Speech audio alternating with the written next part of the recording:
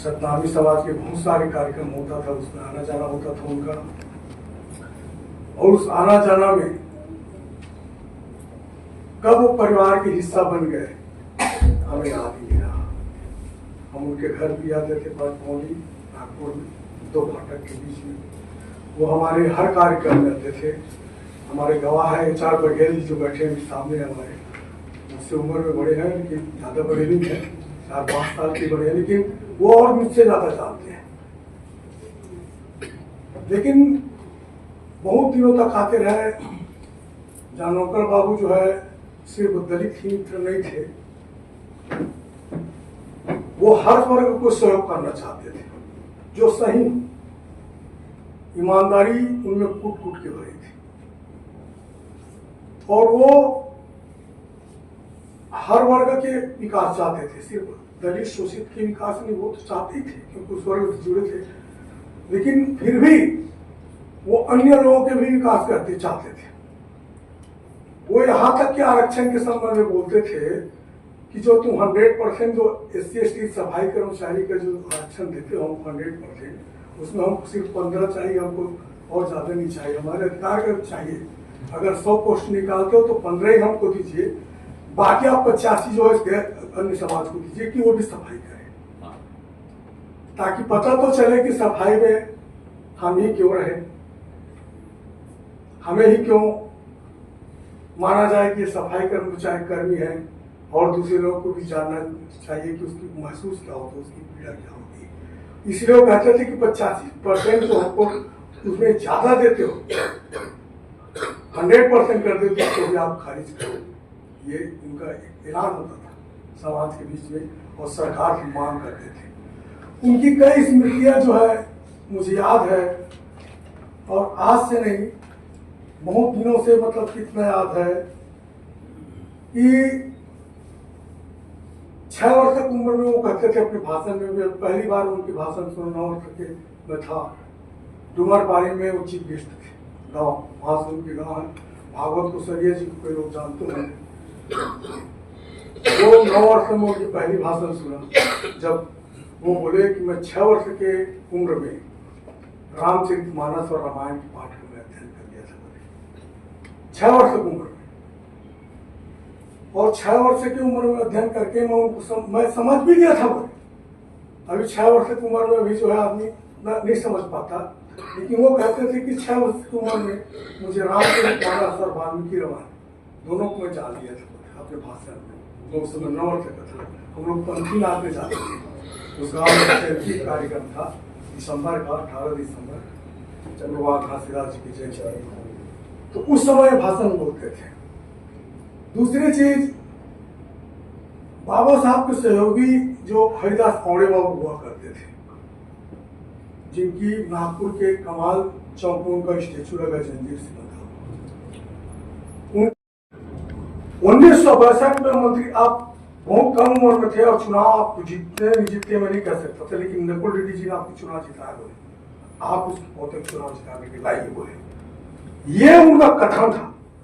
और बोले हाँ, तो ना क्या भोपाल अधिवेशन जब हुआ तो मेरे नाम को उठाया भी, लेकिन चूंकि मैं कांग्रेसी तो था नहीं, मेरे पूर्वज कांग्रेसी नहीं था, है ना, तो वो इस नाम से बोले वो तो कांग्रेस में नहीं है। तो विद्याचंद जी ये भी बोले बताते हैं कि मैं उसको कांग्रेस में ले आऊंगा, आप दोगे क्या करके। तो बहुत नाटकबाजी हुआ। और किसी कुसरिया जी है जो उनके बेटे को साथ टिकट दे दिया, राम प्रसाद कुसरिया साथ टिकट दे दिया, वो प्रयास करते थे। ये कह प्रेम बताइए उनका। तो ये एक उनका बहुत एक स्थिति था परिवार के बारे में। दूसरी चीज, जो विचारधारा होता था उनका, बहुत ही सटीक की विचारधारा होता था, और किसी चीज को जो है ना सटीक जवाब देते थे, एकदम तगड़ा जवाब, माने हाजिर जवाब। जैसे क्या है, इंदिरा गांधी जब प्रधानमंत्री थी और वो महापौर के पोस्ट पे थे, तो महापौर के पोस्ट में थे तो आगमन हुआ कि एयरपोर्ट में, तो चूंकि ये पहला नागरिक है नागपुर के, तो उनको जाना पड़ता है। तो गए, तो जा करके गए, तो इनको पूछे कि आपका नेता कहाँ है, आप आए हो, और आपका लीडर कहाँ है। इंदिरा गांधी जी पूछे, तो बोले कि मेरा लीडर वो तो आप जानोगे। बोले आपने उसको राज्यसभा में भेजा, आप जानो मेरा लीडर कहाँ से हो गया। बोले शायद वो गायकवाड़ दादा साहब गायकवाड़ दे किसके बैरिस्टर खोबरागढ़ एक बार बता रहे थे। बैरिस्टर खोबरागढ़ आपका नेता हो तो आपने राज्यसभा में भेजा है, आप जानोगे मेरा लीडर थोड़ी। ऐसा एकदम चुप हो गई इंदिरा गांधी एकदम। भाई आप जानोगे, आप भेजो राज्यसभा में, मेरा लीडर कहाँ से हो गया, आपका लीडर हो। ये हाजिर जवाबी थे।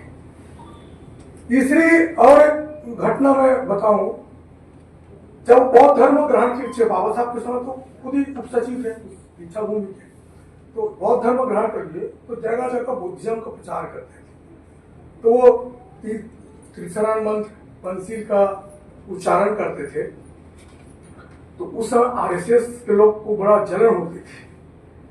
तो उस समय उनके आरएसएस के गोलवरकर गुरुजी थे, वो जीवित थे। तो ये जानोकर बाबू जो है एक जगह पंसील त्रिशरण पढ़े, उत्तम शरणं गच्छामि, संगम शरणं गच्छामि, धम्मं शरणं गच्छामि और पाणातिपाता वेरमणि सिक्खापदं समादयामि, ये 5 सिद्धांत को पढ़े। तो वो रिकॉर्ड कर दिया गया और उस रिकॉर्ड को वो गोलवरकर जी को सुना दी उनके कार्यकर्ता, देखो ये जानोकर जो है ये महान आदमी जो है, ये देखिए ये जो है हमारे धर्मों को बिगाड़ रहा है और ये पढ़ रहा है पंसील का सिद्धांत और त्रिशरण मंत्र पढ़ रहा है। तो जानोकर जी को फिर बुलवाए गोलवरकर जी, तो गोलवरकर जी उस समय जीवित थे ना, वो तो 71 में उनका डेथ हुआ है ना। तो वो जीवित थे, वो गए, वो टेप को चालू किया, जानोकर आप ऐसी, वो भाषा उनका था क्योंकि उम्र में छोटे भी थे और नागपुर में उनका यह था, तो एक व्यवहार करते थे जैसे बुजुर्ग टाइप। 2000 पर ऐसी भाषण देते हैं, ऐसा वो बोलने लगे। तो वो बोलते हैं, गुरुजी मैंने कहा पाणातिपाता वेरमणि सिक्खापदं समादयामि, मैं पाप कर्म से रहित होना चाहता हूँ, पाप नहीं करना चाहता हूँ, तो कौन सी बुराई कर रहा हूँ बताइए मेरे को। दूसरी चीज वो बोलता है आदिन्यदान वेरमणि सिक्खापदं समादयामि,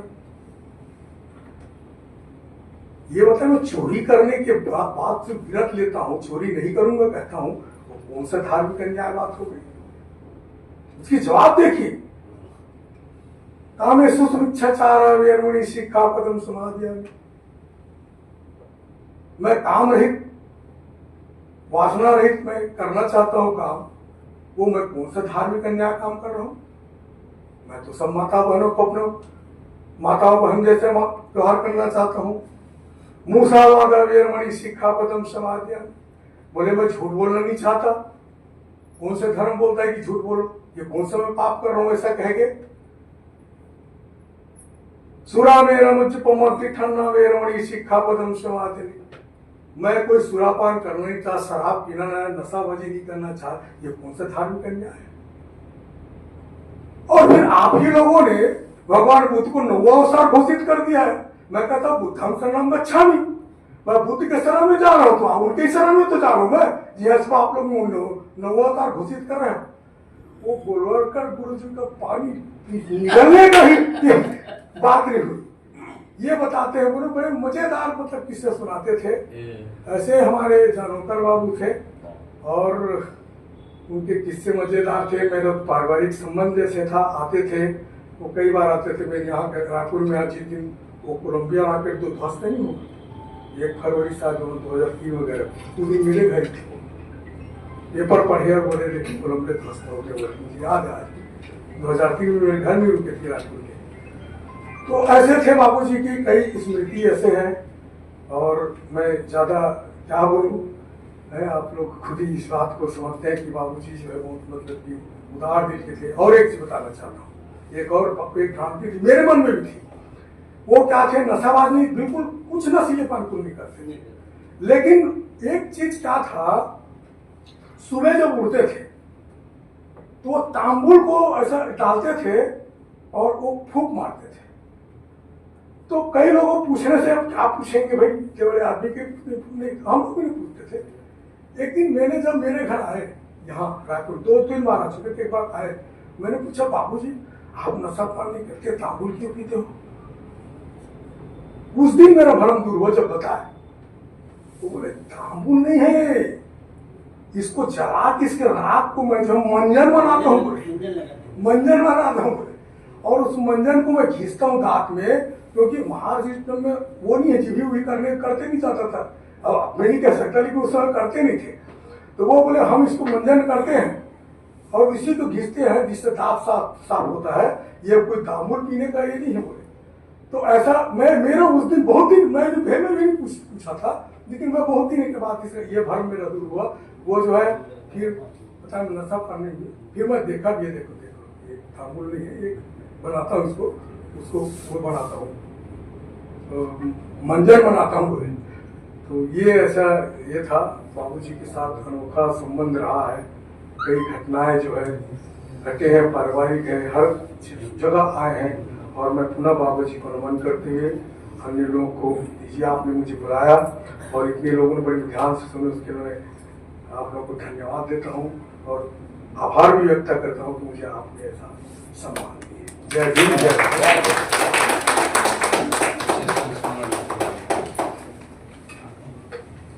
बहुत बहुत धन्यवाद वीरेंद्र ढेड़ी जी को।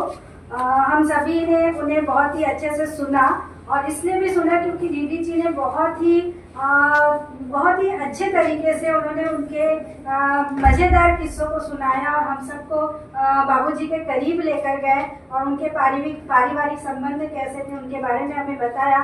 और हम वीरेंद्र ढेड़ी जी को बहुत बहुत धन्यवाद करते हैं, उनके इतने समीप के उनकी जो करीबी बातें थी वो हम तक शेयर की आपने। तो एक बार जोरदार तालियां आपके इस के लिए।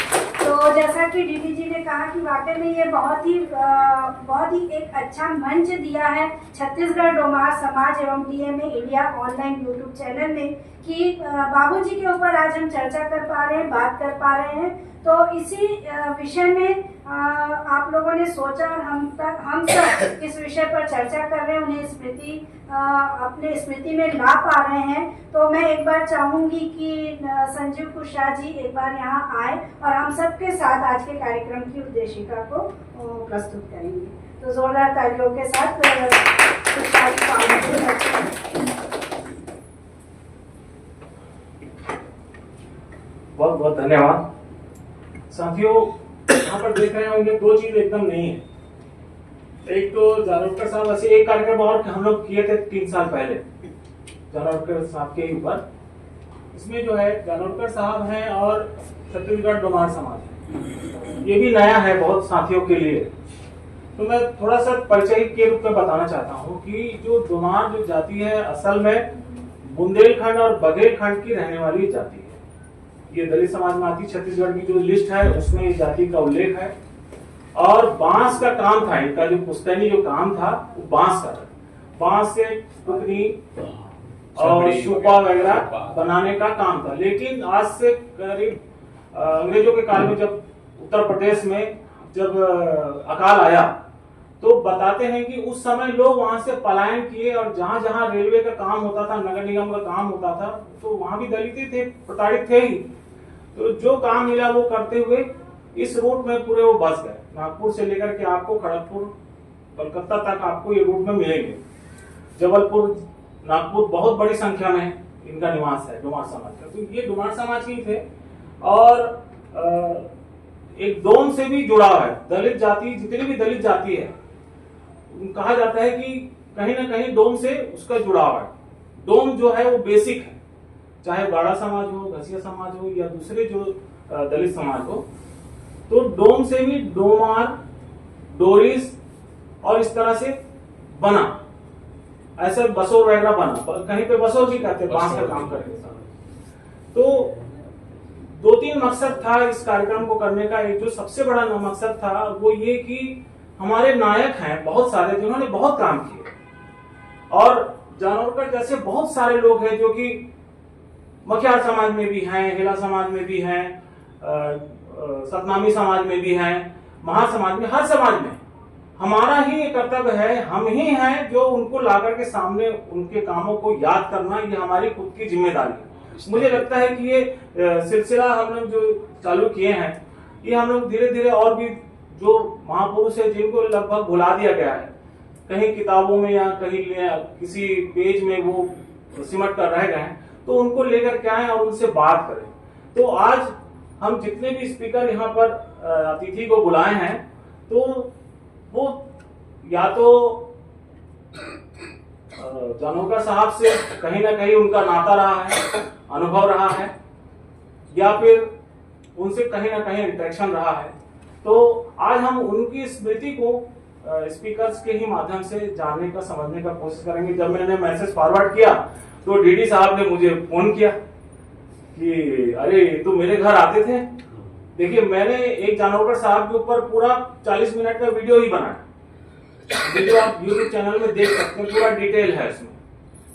लेकिन जब डीडी साहब ने फोन किया तो ये दूसरा पहलू मुझे नहीं मालूम था, जबकि मैंने करीब उसको एक रिसर्च ही किया था, समझे, रिसर्च करके ही वीडियो बनाया था। तो ये पहलू जानकारी नहीं था कि वो इतने बार यहाँ आए और इतना जुड़ाव था सतनामी समाज के साथ में, और आंदोलन को लेकर के इन्होंने इतना काम किया। बड़ा ही एक विलक्षण बात है ये जानकारी मेरे में भी नहीं थी। फिर मैं इनका नाम जोड़ा, बोला अरे तो बहुत अच्छी बात है। तो और भी जब ये कार्यक्रम आज 7 बजे तक चलेगा, मैं चाहता हूं कि अतिथिगण जो है रिलैक्स होकर के बातचीत करें, और जो साथी जो कुछ और अपना भी अनुभव रखना चाहेंगे, हम उनका भी अनुभव यहाँ पर लेंगे। और थोड़ा सा लेट हुआ प्रोग्राम, इसके लिए मैं क्षमा चाहूंगा क्योंकि ट्रेन इनकी लेट हो गई थी। वैसे आप देखे होंगे कि हम लोग जो टाइम देते उस टाइम में प्रोग्राम चालू ही कर देते हैं, लेकिन मुख्य अतिथि नहीं आ पाए, उनका 12 बजे ट्रेन पहुंचना था यहाँ पे और लेट हो गए, इसके लिए मैं क्षमा चाहता हूँ। और बहुत अच्छा संचालन करती है, मैं हमेशा इनको याद करता हूँ, मंजूषा मैडम को, और फिर से मैं ये मंच उनको सौंपता हूँ, वो अपना कार्यक्रम आगे बढ़ाएं। Thank you. बहुत बहुत धन्यवाद सर। कार्यक्रम को हम आगे बढ़ाते हैं कि ख्वाब टूटे हैं मगर हौसले जिंदा हैं। ख्वाब टूटे हैं मगर हौसले जिंदा है। हम बात कर रहे हैं उनकी, जहाँ मुश्किलें शर्मिंदा है, जहाँ मुश्किलें शर्मिंदा है। एक बार जोरदार तालियां बाबूजी के लिए हो जाए। आज हम उन पर बात कर रहे हैं, चर्चा कर रहे हैं, हमारी स्मृति में उन्हें फिर जगा रहे हैं। तो ऐसे राम रतन जी को हम नमन करते, वंदन करते हैं। और आगे के वक्ता के रूप में मैं आमंत्रित करूंगी आदरणीय रतन गुंडाने जी को, जो कि आज के कार्यक्रम के विशेष अतिथि हैं।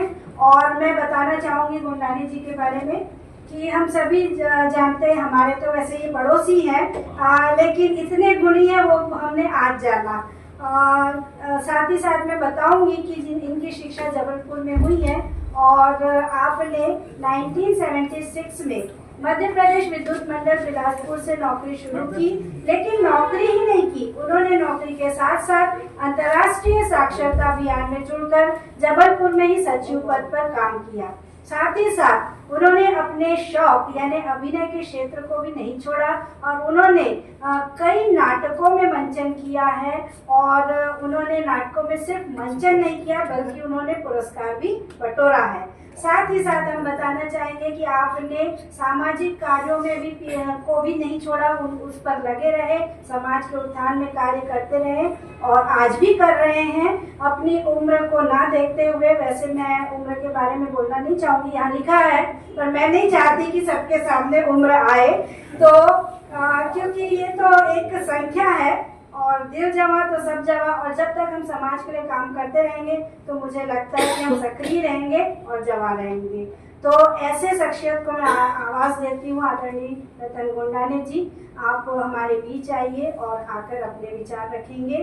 और जैसा कि आप हमेशा ही हर उत्तर प्रदेश, मध्य प्रदेश, छत्तीसगढ़, महाराष्ट्र, हर जगह आपने बौद्ध समाज के प्रचार प्रसार में कार्य किया और आज हमारे बीच आप उपस्थित हैं।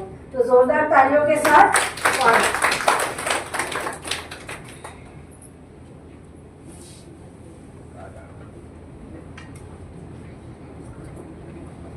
धन्यवाद संचालिका महोदय, आप भी बहुत अच्छे कलाकार हैं।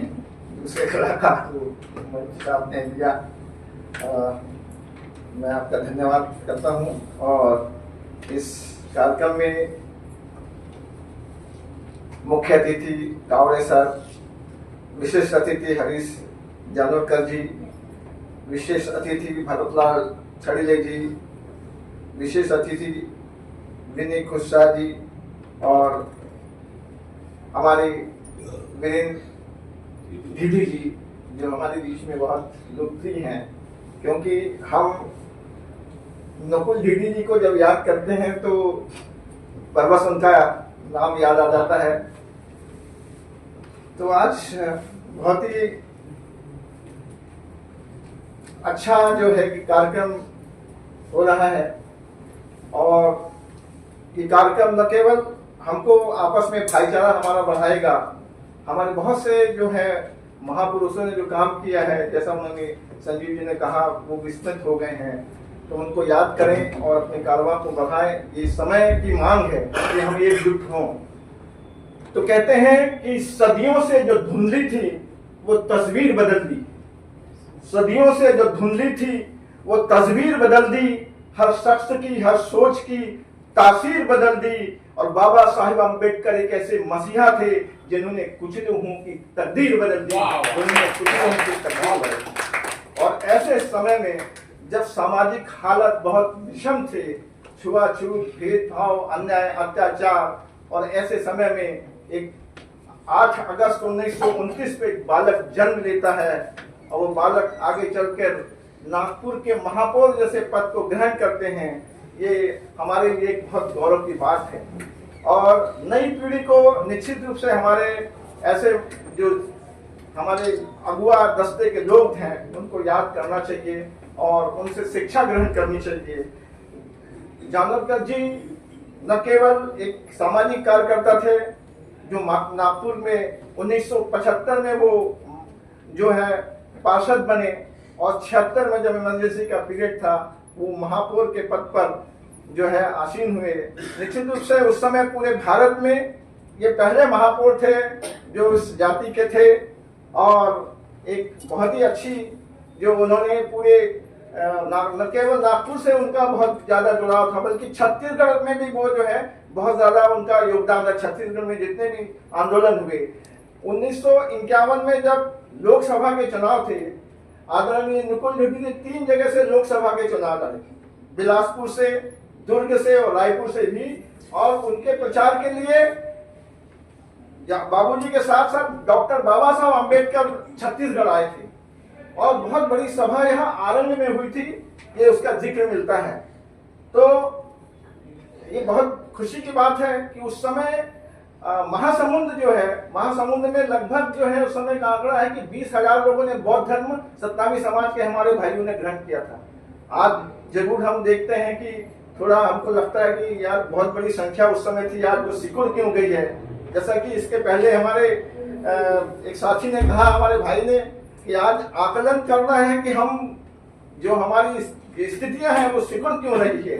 हम हमारी शिक्षा व्यवस्था में उन्होंने जो एक बात उठाई, हम खुद के आकलन की, तो बहुत एक गंभीर बात उन्होंने उठाई। हम एक नाटक खेलते थे, उसमें एक हम गीत के बोलते थे कि दौलत मेरी गाभन गाय, शिक्षा घर का बैल, और नवकर युग पे इदारेदारी संसद मेरी रखेल। इस तरह के हम लोग को विस्तार करते थे। अब नाटक शिक्षा के ऊपर जो था, और शिक्षा जैसे बाबा साहब ने कहा शिक्षा शेरनी का दूध है, इसको हम लोग तो नहीं समझ पाए तो हमारे विरोधी लोग बहुत अच्छे से समझ गए और शिक्षा पे ऐसा कुठाराघात किया उन्होंने, उसको पकड़ लिया, उस मंत्र को उन्होंने।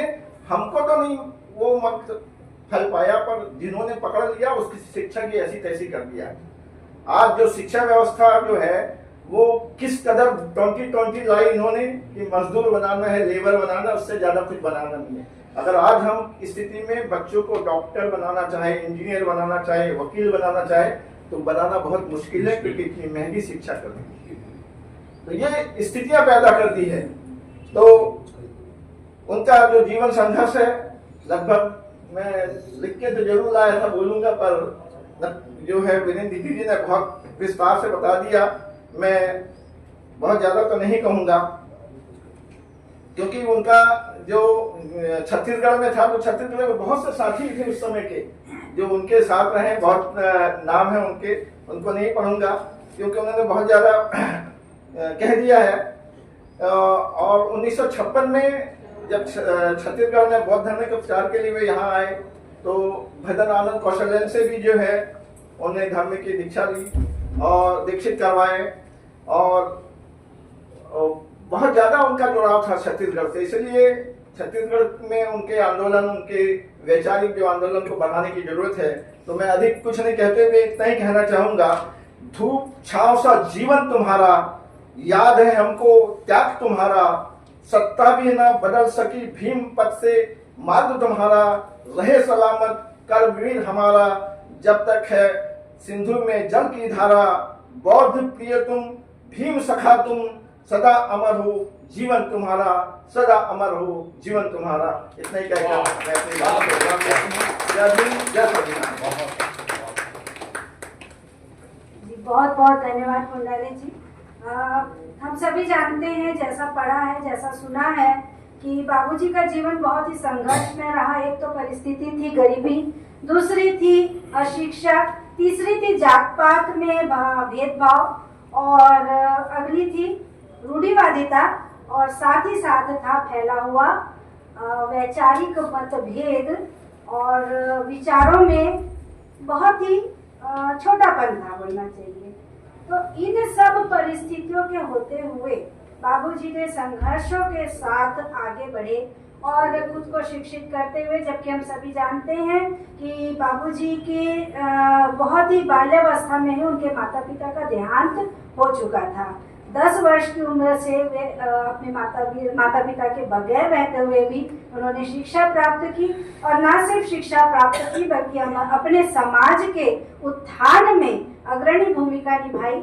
ऐसे बाबूजी को हम पुनः वंदन नमन करते हुए अगले हमारे अतिथि, विशेष अतिथि के रूप में हमारे बीच में उपस्थित है विनी खुशा मैडम। आदरणीय विनी खुशा मैडम को हम सम्मान मंच पर आमंत्रित करते हैं अपने उद्बोधन के साथ। तो जोरदार तालियों के साथ आमंत्रित करते हैं। और हम ये बताना चाहेंगे कि मैडम बहुत ही अच्छी एक कविता भी है। तो मुझे लगता है कि आज मैडम ने एक आध कविता तो क्यों नहीं है? अच्छा ठीक है, कोई बात नहीं, पर मुझे लगता है कि जब माइक किसी साहित्यकार को मिलता है तो वो कविताएं अपने आप निकल कर आती है। तो हम चाहेंगे कि यदि ऐसा कुछ हो तो हमारे लिए अच्छी बात है। साथ ही साथ आप सामाजिक कार्यकर्ता होने के साथ साथ एक बहुत ही अच्छी बात ये हमें पता चली कि आप बाबूजी के सानिध्य में इन्हें रहने का मौका मिला है। तो हम चाहेंगे कि उनके साथ जो इनके अनुभव है, आपके अनुभव है, आप हमारे साथ शेयर करेंगे, ऐसी अपेक्षा रखते हैं। तो जोरदार तालियों के साथ आप सभी को सादर जय भीम। थोड़ा सा सर्दी तबीयत ठीक नहीं, मैं ज़्यादा नहीं बोल पाऊंगी। फिर भी बाबूजी का कार्यक्रम है तो उनके साथ में रही हूँ। जब आते थे वो घर जबलपुर आते थे तो घर जरूर आते थे मिलने, और उनकी बातों से लगता था, बैठ के बात करते थे साथ में जब, तो बोलते थे कि बेटा मैं बहुत विपरीत परिस्थितियों से निकला हूँ और यहाँ तक पहुँचा हूँ, और तुम मेरे से बात करती हो तो ऐसा लगता बेटी मेरे साथ चलो और तुम मेरे साथ काम करना। तो मैं बोली निरंतर मैं जा तो नहीं सकती हूँ, ठीक है आप बोलते हैं तो मैं कुछ तो अच्छा लगता है आपसे बात करने में। और कहते आते थे ना, जब भी जबलपुर जब भी कार्यक्रम में आते थे या हम नागपुर जाते थे तो उनसे मिलना होता था, तो बस यही बोलते थे कि जो भी है आगे बढ़ो, शिक्षा की ओर चलो। बाबा साहब के बाद नाम आता है तो बाबूजी का नाम आता है। वो बहुत अच्छा, मतलब कोई भी बात बोलते थे तो ऐसा जवाब देते थे कि उनने वो पढ़ चुके हैं। मतलब कुछ भी उनसे क्वेश्चन करते थे ना तो वो ऐसा आंसर देते कि वो पढ़ चुके हैं, लेकिन अच्छा लगता था उनसे मिलके। और वो इतने, क्या बताऊँ मैं, बहुत अच्छा मेरे को हाँ, जब नागपुर हम जाते थे ना, इतनी विपरीत परिस्थितियों में वो थे। उनका घर ऐसा नहीं था कि मेयर हो गए हैं तो महल बना है या कुछ भी, उनका घर भी वो था, कबीलू वाला भी है, वही था। तो पहुंचते थे तो पहले बुलवा लेते थे, बेटा आ जाओ। बस न्यूज़पेपर, एक तरफ न्यूज़पेपर रखा रहता था, एक तरफ इतना बड़ा कंटेनर ऐसा रखा रहता था। तो मैं झाँक के देखती थी क्या है, बस वो जो आता था ब्रेड बांटते थे। उनका रूटीन था मॉर्निंग में कि वो न्यूज़पेपर के साथ ब्रेड दे दूं, सबको बांट दूं पाव, उसके बाद फिर आके बैठता हूँ। हम लोग इंतजार करते थे, फिर बैठते थे, फिर बात करते थे। मैं ज्यादा तो नहीं बोल पाऊंगी, लेकिन क्या है, उनके कारवा को हमको आगे बढ़ाना है, और जो उनका नाम नहीं है, कोई नहीं जानता है, तो जो जो भी आप सब जानते हैं, तो फिर उनको नमन करती हूँ मैं। और बस अपनी बात बहुत बहुत धन्यवाद उषा मैडम। ये बहुत ही एक अच्छी बात है कि आपको उनका सानिध्य मिला और उनसे कुछ ना कुछ आपको सीखने मिला। इससे अच्छे सौभाग्य की बात और क्या होगी। और हमें गर्व है कि आप उनके साथ रही और आज हमारे बीच आपने अपनी बातें शेयर की, उसके लिए बहुत बहुत धन्यवाद। तो हम यही कहना चाहेंगे कि मुश्किलें जिंदगी में सबको करती हैं, मुश्किलें जिंदगी में सबको करती है तंग, जीत जाते हैं वो। मुश्किलें जिंदगी में सबको करती है तंग, जीत जाते हैं वो, हिम्मत रखते हैं जो संग, जीत जाते हैं वो, हिम्मत रखते हैं जो संग। तो जी हाँ, बिल्कुल अपनी हिम्मत के बल पर राम रतन जानोरकर जी ने अपनी विचारधाराओं को, अपने काम को अपने समाज के लिए लगाया और नगर पालिका निगम महाराष्ट्र नागपुर में वे महापौर के पद पर रहते हुए उन्होंने अपने धरती से जुड़कर रहे, धरातल स्तर पर उन्होंने काम किया और अपने समाज के उत्थान के लिए भरसक प्रयास किया। और आज ये नतीजा है कि हम सब इस अपने विचारों को रख पा रहे हैं। और आगे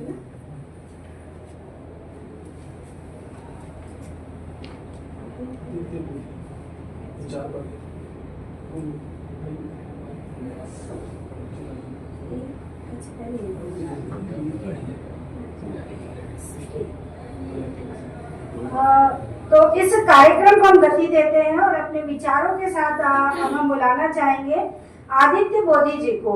जोरदार तालियों के साथ स्वागत, अभिनंदन। आप पूर्व आयुक्त विकास जिला जनपद, पूर्व आयुक्त उपायुक्त, सर आप बताएंगे। पूर्व उपायुक्त विकास जिला जनपद आदित्य बोधी जी, एक बार प्लीज आप अपना परिचय स्वयं देंगे तो हमें अच्छा लगेगा। तो जोरदार तालियों के साथ आपके विचारों को आमंत्रित करते हैं। धन्यवाद मैडम। महाकारुणिक तथागत भगवान गौतम बुद्ध, डॉक्टर बाबा साहब अम्बेडकर, और आज हम जिसमें स्मृति में जो आयोजन किए हैं, ऐसे महापुरुष बाबू राम रतन जानोरकर को मैं सादर सैल्यूट करता हूँ, नमन करता हूँ, जिसका और मंच में उपस्थित कमिश्नर साहब MD कॉलेज सर, और नागपुर से आए माननीय हरीश जानोरकर जी, और वीरेंद्र डीडी भाई, गुंडाने जी, रामलाल जी, मैडम जी, सभी उपस्थित मेरे साथी, मेरी बहनें, माताएं, बाबू राम रतन जानोरकर जी के साथ मुझे काफी लगभग मैं 1975 में जब पहली बार बाबा घासीदास जयंती हमारे गांव में शुरू हुआ, उस समय बाबूजी का पहला आगमन हुआ। फिर दूसरी बार जब मेयर बने तो 1970 में भी वो मेयर के हैसियत से भी आए थे। चूंकि मैं बहुत ही दिनों तक उनके साथ काम किया और आना जाना रहा है, तो मैं बता देता हूँ उनकी जीवनी हल्का फुल्का। बाबू जानोरकर जी का जन्म जो है 8 अगस्त 1931 को नागपुर शहर में हुआ था, और उसकी पिताजी का नाम जालिम जानोरकर जी रहे हैं, हरीश जी जानते होंगे ज्यादा नजदीकी से, और माता गंगाबाई था उसकी माता का नाम। मैडम ने भी कहा कि 5 वर्ष की अवस्था में उनकी माँ पिताजी का देहांत हो गया। उसकी माता जी जो है जब वो 11 साल के थे तब उनका वो पिताजी भी छोड़ के चले गए। तो उसकी चाचा चाचियों ने उसको पाला पोसा, पढ़ाई लिखा। जानकर बाबूजी उस समय से मैं जानता हूं, पहले तो मैं नहीं जानता था, लेकिन काफी दिनों से मुझे नागपुर जाने का अवसर मिला। कई बार हम लोग गए, यहाँ तक के जो दीक्षा भूमि है उसमें भी हमको ऊपर में, जब वो वकील साहब थे हमारे विष्णुदेव ढीडी जी, जानकर उसके साथ में वो भागवत कोसरिया थे, हम सब जब नागपुर में वहाँ दशहरा समय गए थे तो सभी जो रिपब्लिकन नेता थे उनके कब्जे में रहता था, आज भी है। चाहे वो उनके साथ जब मैं लगभग नौकरी करता था तो राजनांदगांव जिला में वो स्वयं जो रिपब्लिकन पार्टी के जो उस समय पहले भी थे, आज भी थे, वो मतलब आजीवन रहे वो रिपब्लिकन पार्टी में। तो RS गवई भी आए राजनांदगांव जिला के डोंगर गांव में, और उसमें भी नौकरी करता था। उस समय काफी अच्छा रिपब्लिकन पार्टी का लगभग ये मैं समझता हूँ ये 86 के आसपास की बात होगी, उस समय आए थे। चाहे वो गणार हो, गणार साहब भी थे, वो तो नहीं आए थे, और क्या नाम उसका, मतलब गवई साहब तो आए थे, और काफी अच्छा उसमें जनसंख्या मतलब बस्ती रही उसकी। और यहाँ तक कि उनका सिरपुर में अनेकों बार सिरपुर में आके यहाँ कार्यक्रम दे चुके हैं, और अनेकों गांव में घासीदास जयंती में, चाहे वो भोरिंग हो, बरेकेर हो, अमसेना हो, और ये गांव है क्या बोलते हैं ये इसका, नहीं डुमहा का, अमसेना डुमहा, काफी जगह जो उसने बाबा घासीदास जयंती में और लगातार रहे। एक समय तो ऐसा रहा कि अंबेडकर जयंती के अवसर पर हम लोग वहां गए थे, क्या बोलते, खोंगा पानी बिजली जानकर बाबू भी थे, और भागवत कोसरिया थे, वकील साहब थे, भतभरी वकील साहब थे, विष्णुदेव ढीडी साहब थे, मैं भी था। और काफी यहाँ से पूरा ट्रेन में गए, तो उनका पूरा इस एरिया में ऐसा कोई गांव नहीं होगा जहां बाबू रामरतन जावलकर को नहीं जानते। रामरतन बाबू जावलकर के पहले उनके साथ जो आना जाना रहा है,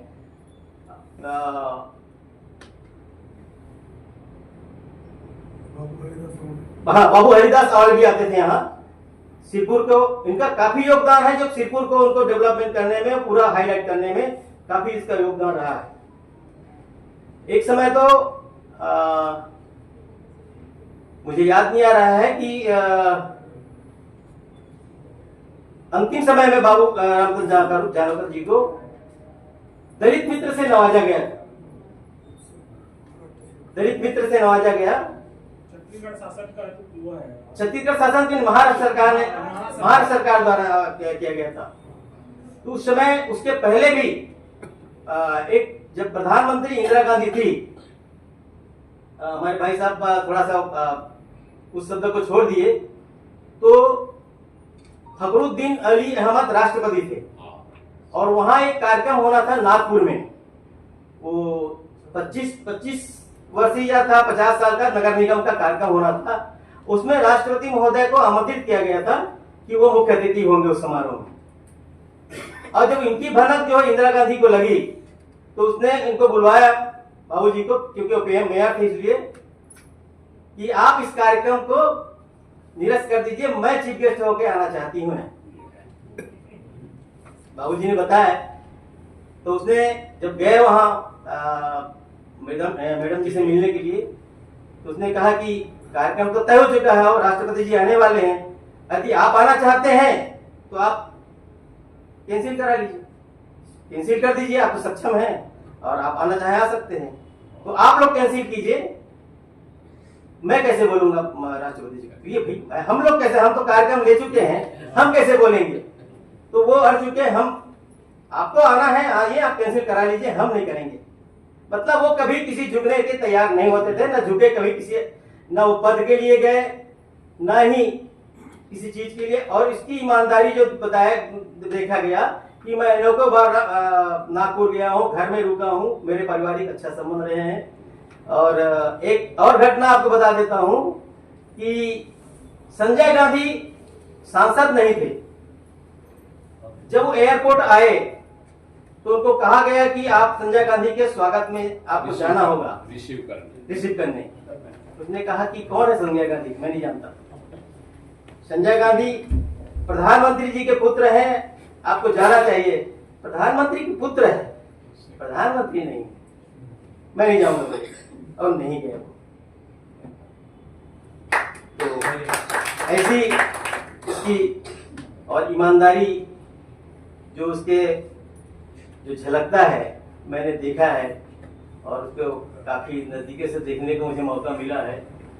और चाहे वो एक जितने भी रामदास अठावले हो या कोई भी हो, रामदास अठावले को उस समय रिपब्लिकन पार्टी का अध्यक्ष बनाने में उनका पहला ही योगदान रहा है। चाहे वो एक यूनाइटेड रिपब्लिकन पार्टी बनी थी, उसमें जो कट्टी अध्यक्ष बना था, कोई जानते होंगे, पुराने लोग जानते होंगे कट्टी, जो कर्नाटक का कट्टी था, वो अध्यक्ष बना था रिपब्लिकन पार्टी का। हाँ, दत्ता कट्टी। तो चाहे मैं उसमें एक कार्यक्रम था बम्बई जिसके मैं कर रहा हूँ, तो एक कार्यक्रम हुआ था, तो वो आए ऐसा वो रामदास अठावले जी वहाँ एक कार्यक्रम था, उस कार्यक्रम में मुझे जाने का मौका मिला था।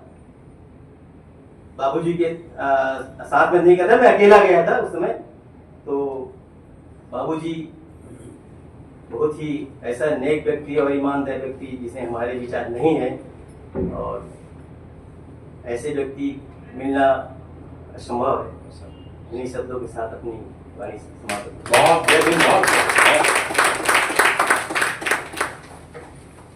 बहुत बहुत धन्यवाद आदित्य बोधी जी। HR बघेल आप लिखते हैं ना? जी। जी। तो जैसा कि बघेल जी ने बताया कि बाबूजी के ईमानदारी के बारे में बताया, उनके काफी नजदीकी किस्सों को हमारे साथ शेयर किया। और उनके लिए तो मैं यही कहना चाहूंगी कि जो तूफानों में पलते हैं वही तो दुनिया बदलते हैं। तो जी हाँ, बाबूजी को हम नमन वंदन करते हुए हम आगे की कड़ी में आगे की कड़ी हम बढ़ाते हैं और गति देते हैं आज के कार्यक्रम को। डॉक्टर लक्ष्मण भारती जी को मैं सादर आमंत्रित करती हूँ इस मंच में। आप सर्व अनुसूचित जाति समाज के प्रदेश अध्यक्ष हैं। जोरदार तालियों के साथ सादर आमंत्रित आपको।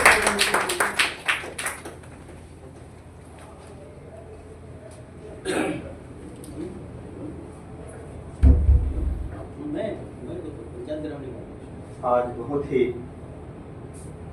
सम्मानीय कार्यक्रम में मुझे भाग लेने का अवसर मिला। निश्चित तौर से मंच में हमारे गुणगाने जी हैं, हमारे बड़े भाई वीरेंद्र जी, मैडम जी हैं, जानोत्तर जी से जो हमारे वहाँ से नागपुर से आए, और मंच में और मंच के सामने उपस्थित सभी सम्मानीय जनों को मेरा सादर जय भी। आज कि मैं भी जानना चाहता था जानोत्तर जी को कि ज़्यादा हम लोग जो नए पीढ़ी के लोग हैं वो ज़्यादा परिचित नहीं हैं उनसे, और आज ये कार्यक्रम करके हमारे खुशहाल जी ने हमारे महापुरुषों के बारे में जो हमें जानकारी मिलना चाहिए वो देने का प्रयास किया है। तो मैं उनको साधुवाद देता हूँ। जितने भी महापुरुष हुए हमारे दलित समाज में, निश्चित तौर से उनके ईमानदारिता पे कोई शक नहीं किया जा सकता। आज जितने भी महान पुरुष हुए हैं, आज उनके स्थिति को आप देखोगे, उसने तो समाज के लिए अपने सर्वस्व बलिदान दे दिया, सभी चीजों को, अपने लिए कुछ नहीं रखा। चाहे वो बाबा साहब हो, चाहे हमारे वीरेंद्र जी आज बैठे हुए हैं, हमारे समाज के बहुत ही गौरव, जिन्होंने हमें घासीदास जी के जयंती मनाने का जो अवसर दिया, हमारे नकुल देव ढेड़ी जी, ऐसे महान लोगों ने आज हम लोगों को समाज सेवा का पाठ पढ़ाया है। आज हम लोग जो सीखे हैं वो अपने अग्रजों से सीखे हैं कि कैसे हम लोगों को समाज में बलिदान देना चाहिए, अपने समय का कैसे समाज के लिए लगाना चाहिए। हमारे महापुरुषों ने आज की स्थिति में मैं जरूर 2 शब्द कहना चाहूंगा। पहले समाज जो है वो संयुक्त परिवार में बिलीव करता था, भरोसा करता था। आज समाज हम पढ़ लिख लिए हैं तो एकल परिवार की ओर जा रहे हैं। हर समाज अपना संगठन बना रहा है और एक जगह में हम एकत्र होने के बजाय अपने समुदाय में हम एकत्र होना चाह रहे हैं। जबकि हमारे महापुरुषों ने, खासकर बाबा साहब ने, कभी कल्पना नहीं किया था कि जातियों में समझ के ये लोग विभक्त होकर संगठन बनाएंगे। उन्होंने इसलिए वर्ग बनाया, शेड्यूल कास्ट जो बनाया, शेड्यूल ट्राइब बनाया, ओबीसी बनाया। उसने वर्ण के काउंटर करने के लिए उसने वर्ग बनाया। लेकिन आज हम लोग क्या अपने महापुरुषों के उन बातों पे अमल कर रहे हैं?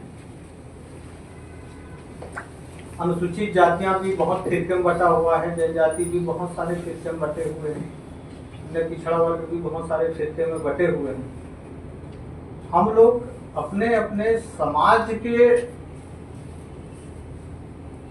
समाज सेवक तो हैं, लेकिन समुदाय के समाज सेवक नहीं बन पा रहे। आज अजाक्स के अध्यक्ष के नाते, छत्तीसगढ़ अनुसूचित जाति जनजाति अधिकारी कर्मचारी संघ के अजाक्स के प्रदेश अध्यक्ष के नाते मैं देखता हूं कि दिनों दिन जो भी सरकारें आ रही, वो सरकारें आपकी रोजी रोटी के साधन, आपके सर्विस के जो साधन, जो बाबा साहब ने हमें संविधान में जो राइट्स दिया था, वो सारे राइट्स को आज खत्म कर रहा है। ये कुछ दिनों की ही बात है कि हम लोग जो खुशियां भी मना रहे हैं। आप देखना 10 साल 12 साल के बाद हमारे बच्चे बेरोजगार हो जाएंगे कि उनके पास रोजगार के साधन नहीं रहेंगे। जो हम लोग हैं, हमारे पीढ़ी के बाद आप देखना कि कैसे वो पुराने दिन आने वाले हैं। शिक्षा की जो हमारा शिक्षा लेने का अधिकार था उसको खत्म कर रहे हैं धीरे धीरे। शिक्षा का प्राइवेटाइजेशन कर रहा है। अब इतनी महंगी जो शिक्षा है उसमें आपके बच्चे कभी भी आगे नहीं बढ़ पाएंगे। और जो रोजगार के साधन है, जो सर्विस है, उसको धीरे धीरे खत्म कर रहा है। और जहां हमारे योग्य बच्चे अगर कोई जाना चाहते हैं उसको वहां पर नॉट पर सुटेबल कर रहा है। और जैसे कोई भी आपका रिटायर हो रहा है उसको ड्राइंग कैडर घोषित कर दे रहा है। आज निगम देख लो, जो रायपुर के नगर निगम में बहुत सारे 4th क्लास के जो थे उनको ड्राइंग कैडर घोषित कर दिया। हजारों जो पदे हैं वो समाप्त हो गया, ठेकेदारी में आ गया। तो आज हम लोग जो आज उत्साह मना रहे हैं, या जो एक खुशी जो दिख रहा है, गाड़ी मोटर बंगले जो दिख रहे हैं, वो समाज का विकास नहीं है। इसी को देख के जो हमारे विरोधी हैं वो हमारे लिए सारे जो हमारे रास्ते रोकने का जो वो नियम बना रहे हैं, हम भी उसके जाल में फंसते जा रहे हैं। ऐसे नहीं कि हम उसके जाल में नहीं फंस रहे हैं। और वो अगर हम लोग जो जितने भी समाज में जो सोचने वाले चिंतक जो वर्ग हैं, वो अगर अपने बाल बच्चों के बारे में नहीं सोचेंगे तो ये जो समाज जो आज थोड़ा से ऊपर आया इस देश के संविधान के कारण और बाबा साहब के कारण, आप देखना उससे दुगुना तिगुना गति से नीचे चला जाएगा। हम अपने घरों में बहुत खुश हैं, लेकिन समाज खुश नहीं है। बाबा साहब ने यही कल्पना किया था कि आपके खुशी से नहीं, आपके पूरा समुदाय की खुशी से समझ के देश उन्नत और समृद्ध होगा। हम लोग सर्विस में आ गए तो मेरा परिवार तो बहुत बढ़िया आलिजवेल है, मेरे बाल बच्चे भी अच्छे एजुकेशन ले रहे हैं। लेकिन समाज के जो और जिनको जरूरत है मेरी शिक्षा की, मैं वहां से हाथ खींच लेता हूँ। जैसे मैं अच्छा बड़ा बनता हूँ, कोई बड़े पदों में जाता हूँ, अपने गांव को छोड़ के मैं कॉलोनी में बस जाता हूँ। और मैं यही कहता हूँ कि अगर कोई गांव में रहूंगा तो मेरा बच्चा बिगड़ जाएगा। अरे जिस गांव से आज हम लोग जिस मिट्टी से जिस धूल से पल के इस लायक बने, तो आप पढ़ लिख लिए तो आपके बच्चा वहां बिगड़ जाएगा। आप तो भी वहीं से आए हो ना। तो अगर कुछ कमियां हैं उस गांव में तो उसको सुधारो ना जाके। क्या कमी है? एजुकेशन की कमी है, स्वास्थ्य की कमी है, जो चीजें उसको शहर जैसे बनाओ। आप क्यों भाग रहे हो कॉलोनी के तरफ?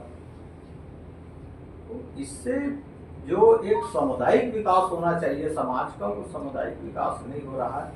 भले आप लोगों को बहुत अच्छा लग रहा है, लेकिन जब आप 10 साल के बाद जब देखोगे, जब आपके पास सर्विस नहीं रहेगा, जब आपके पास रोजगार नहीं रहेंगे, जमीन तो है ही नहीं, बिक चुकी है थोड़ी तो बहुत, ये वो बहुत मजे लिए जो हमारे रायपुर के 25 किलोमीटर के रेडियस में सब सतनामी समाज के सब माल गुजार और दाऊ लोग थे, सारे जमीन उनके पास थे। जैसे रेट आया, हाँ, बाप ने नंगोटी पहन के कमाया था और बेटा धोती पहन के बेच दी।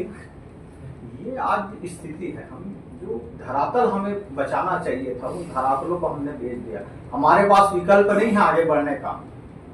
आप देख लेना, आप रोजगार मांगने वाले ही वर्ग बन के रह गए हो, रोजगार देने वाला वर्ग बन ही नहीं पाए जो बाबा साहब सोचते थे।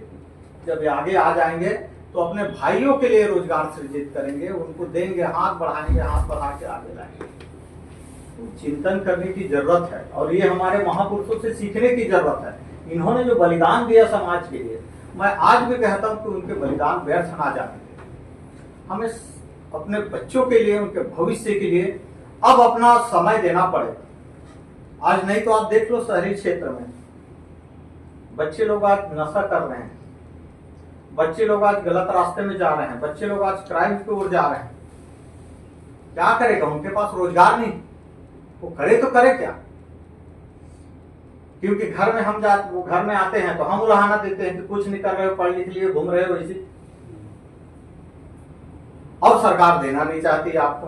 आपके जो रिजर्वेशन पदोन्नति में खत्म कर दिया, भर्ती में खत्म कर दिया, बैकलॉग खत्म कर दिया। हम सोए हुए हैं और बहुत मजा ले रहे हैं कि बहुत अच्छे दिन हमारे आ गए हैं। बाबा साहब और संविधान ने जो अच्छे दिन दिए हैं उसको थोड़ा मजा तो ले लें, ऐसे करते हैं। आज मजा ले रहे हैं और बहुत ही विषम दिन आने वाला है। इसलिए मैं चाहता हूं कि समाज सेवा के साथ साथ हमें अपने बच्चों के लिए सर्विस तो नहीं दे सकते, लेकिन रोजगार मूलक कार्यों को हम उनको बढ़ावा दें, प्रशिक्षित करें और एक बाजार पैदा करें समाज में। सबसे ज्यादा जनसंख्या वाला समाज, चलो अनुसूचित जाति छत्तीसगढ़ में 13-14% है। अब तो 2 जातियों को और जोड़ दिया। लगभग अनुसूचित जाति में ही 17% का मैंने शासन को लिखा था, तो शासन ने तो कहा है कि ये आपकी मांग जो है वो जायज है और न्यायपूर्ण है करके। तो अब न्यायपूर्ण है तो उसको 17% करें।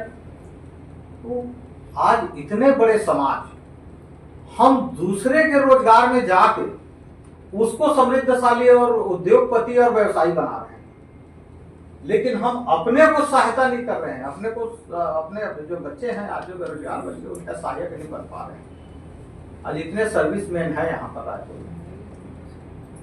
हम खरीदारी किससे कर रहे हैं? उन वर्गों से खरीदारी कर रहे हैं जो हमारे आरक्षणों को खत्म करने के लिए दिन रात वो प्लानिंग बना रहा है कि कैसे इनका रोजी रोजगार को खत्म करें। हम उन्हीं के पास जाके खरीदारी करके उनको और मजबूत कर रहे हैं और उनके उद्देश्यों को और हम ज्यादा मजबूत बना रहे हैं। अपने वर्गों को जब तक आप आगे नहीं लाओगे, जब तक आपका जो पैसा है अपने समाज में नहीं जाएगा, अपने बेरोजगार बच्चों के हितों में नहीं जाएगा, आप कैसे समाज सेवा कर लोगे? बिना धन के, बिना अर्थ के आपकी कोई भी कार्य जो है निरर्थक। आप करके देखो, यहीं पर जब आए हैं, अगर चाय नहीं पिलाओगे, कुछ नाश्ता नहीं करवाओगे, ये खर्चा है, भवन के खर्चा है, सही, कहाँ से आ गए ये सब चीज? इसीलिए एक मार्केट पैदा करो। समाज इतना बड़ा समाज है, बहुत बड़ा मार्केट पैदा कर सकता है। अगर कोई सोच आपने बदल दिया, ठीक है, हमारी सर्विस को तो काट रहा है शासन, रोजगार तो नहीं काट सकता ना। तो रोजगार के लिए जैसे बाहर के लोग आके आज सड़क के किनारे रेड़ी और ये दुकानें सब लगा के वो अपने व्यवसाय को आगे कर रहा है, हम भी लोग अपने बाल बच्चों को प्रेरित करें। एक चीज हमारे में कमी है, जो हम बार बार देखे हैं, मैं भी देखा हूँ कि जब भी हम बच्चे को पढ़ाते हैं तो उसके दिमाग में यही चीज डाल देते हैं कि नहीं बेटा तेरे को सर्विस करना है, नौकरी करना है, कलेक्टर बनना है, एसपी बनना है, डीएसपी बनना है, क्या सभी लोग बन जाएंगे? सरकार के पास उतना पद ही नहीं। आप अपने बच्चों में ये भी डालो कि बेटा आपको सफल व्यवसायी भी बनना है, आपको व्यवसाय करना है, आपको चयन करना है, आप नौकरी करने वाले ना हो के नौकरी देने वाला भी आपको बनना है। तो ये चीज तो हम डालते नहीं शुरू से, उसके ब्रेन में डाल देते हैं। तो बच्चा जैसे ही वो पास करता है स्नातक या आपका मास्टर डिग्री लेता है, उसके दिमाग में यही रहता है मैं सर्विस में जाऊंगा कर, और सर्विस में नहीं जाता है तो फ्रस्ट्रेशन में जाता है, अवसाद में जाता है, मेरे को मिल नहीं रहा है। तो हमारे बच्चों के मनोबल को बढ़ाना है, यही हमारे महापुरुषों की सोच थी। आज हमारे नकुलदेव भिड़ी जी ने आज समाज में परिवर्तन लाया, और जिसके कारण ये भी समाज एक समृद्धशाली समाज बना। हमें भी गौरव हुआ कि हमारे भी गुरु घासीदास जी हैं, जिन्होंने संत परंपरा को छत्तीसगढ़ में प्रतिपादित किया। उसने मनखे मनखे एक समान वाले जो एक सिद्धांत लाया, और उसके बल पे आज ये समाज आज आगे आया। काश अगर कोई हमारे भिड़ी साहब नहीं होते और बाबा साहब के साथ उनके संबंध नहीं होते, तो आज ये भी समाज जो शिक्षा के क्षेत्र में जो आगे बढ़ा है, मैं सोचता हूं कि इनको भी बहुत संघर्ष करना पड़ता है यहाँ पर, क्योंकि शिक्षा के लिए कोई काम ही नहीं किया था इस समाज में। जितने भी हमारे महापुरुष हुए उसमें कुछ लोगों को, अगर कोई माननीय रेशमलाल जांगड़े जी स्वर्गीय जो है, उन्होंने एक शिक्षा के क्षेत्र में काम किया। संसद में बहुत सारे उन्होंने बिल जो अनुसूचित जाति के फेवर में उन्होंने करवाया। मैंने उनका डिबेट देखा है 1950 से। उसने हिंदू कोड बिल में भी डिबेट किया है, बाबा साहब का उन्होंने साथ दिया वहां पर। जब बाबा साहब को हिंदू कोड बिल में कोई साथ नहीं दे रहे थे, तो हमारा सौभाग्य है कि छत्तीसगढ़ का एक सांसद ने बाबा साहब के बिल का समर्थन किया। तो हिंदू कोड बिल जो है निश्चित तौर से इस देश का दशा और दिशा बदलने वाली है, क्योंकि जब तक से हम जो हमारे 50% जो नारी शक्ति है, मातृशक्ति है, उनको अगर हम पावर नहीं देंगे, अधिकार नहीं देंगे, तो कैसे देश समृद्धशाली बनेगा। ये बाबा साहब का एक बहुत बड़ी सोच थी।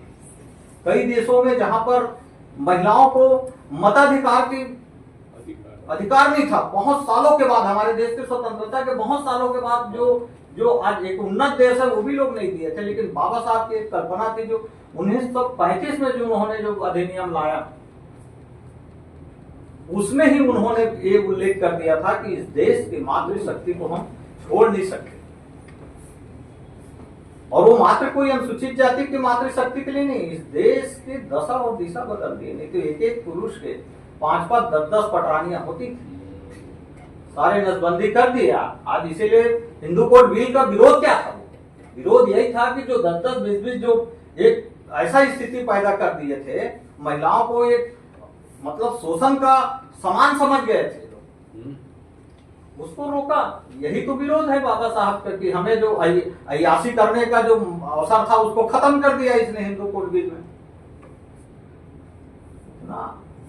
बहुत बड़े उनकी सोच थी, बहुत दूरदर्शी थी। इस देश में जहां विधवा विवाह नहीं था, सती प्रथा का ये था, इसने हिंदू कोड बिल अगर कोई नहीं लाया रहता, तो आज जो नारियों की जो सशक्तिकरण हुआ है, आप जो बैठे हैं हमारे सामने बैठे हैं, तो शिक्षा के क्षेत्र में, रोजगार के क्षेत्र में और देश के निर्माण के क्षेत्र में जो उनकी आज ताकत लग रहा है, वो शायद नहीं लग पाता। इसलिए महान दूरदर्शी, और हम लोग बहुत गौरवशाली लोग हैं, ये वर्ग जिसमें बाबा साहब ने जन्म लिया। हमें तो और रात दूनी, दिन दूनी, रात चौगुनी हमें काम करना था बाबा साहब के सपनों के लिए। हमें वो सारी चीज अचीवमेंट करना चाहिए था जो उन्होंने सपना देखा था। लेकिन वही फिरका परिस्थिति में आज हम लोग चले गए, और देखना कुछ दिनों के बाद अपने अपने फिरके के सम्राट बनते रह जाएंगे, काम कुछ नहीं रहेगा।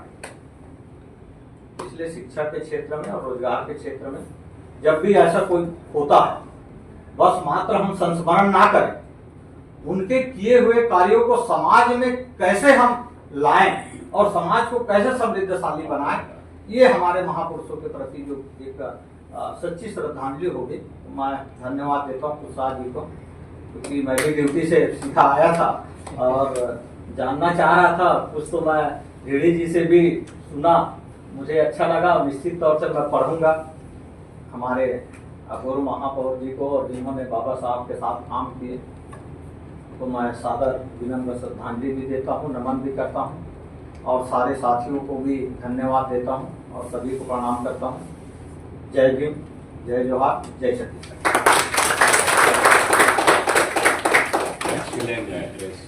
बहुत बहुत धन्यवाद डॉक्टर लक्ष्मण भारती जी। आपने बहुत ही अच्छी बात बताई कि जैसे कि डॉक्टर बाबा साहब आम्बेडकर जी ने कहा था कि नौकर नहीं बल्कि नौकरी देने वाले बनो, नौकर नहीं नौकरी देने वाले बनो।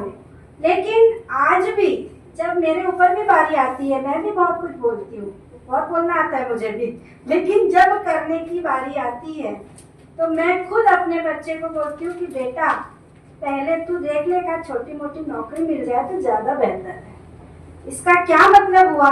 इसका ये मतलब हुआ कि आज भी हम कहीं ना कहीं डरे हुए हैं, कहीं ना कहीं अपने आप को हम समेटे हुए हैं।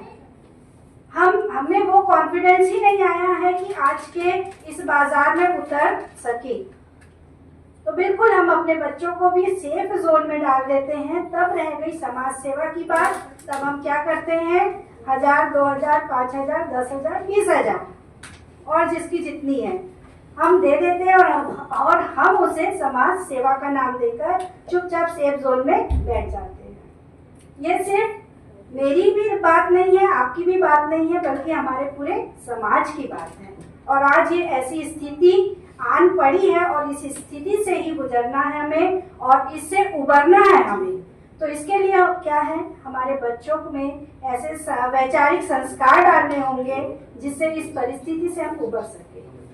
तो बस इसी खोज को आगे लेकर हम चलते हैं और आगे मैं आवाज देना चाहूंगी हमारे विशिष्ट अतिथि सम्मानीय भरत लाल छडीजे जी। जोरदार तालियों के साथ स्वागत करते हैं। और आपको मैं बताना चाहूंगी भरत लाल जी के बारे में कि आप एक बहुत ही अच्छे साहित्यकार हैं और लेखक होने के साथ साथ नाटककार, रंगकर्मी भी है और साथ ही साथ रंग निर्देशक के रूप में भी जाने जाते हैं। सामाजिक चिंतक हैं और साहित्य के क्षेत्र में भरत वेद के नाम से पहचाने जाते हैं। आपके 18 नाटक हैं और साथ ही साथ 2 काव्य खंड हैं, जिसमें एक है तपोनिष्ठ बुद्ध और दूसरा है मुक्तिदाता डॉक्टर भीमराव अंबेडकर। साथ ही साथ एक लघु कथा संग्रह है आपकी और एक उपन्यास आपने लिखा है किन्नर का प्रेम। जी हाँ, ऐसे महान शख्सियत हमारे बीच में उपस्थित है, हम गौरवान्वित महसूस कर रहे हैं सर। और साथ ही साथ इतने अच्छे व्यक्ति को सम्मान मिलना तो स्वाभाविक है, तो आप अनेकों सम्मान से सम्मानित हो चुकी हैं। तो जोरदार तालियों के साथ स्वागत आदरणीय भरत लाल छडीजे।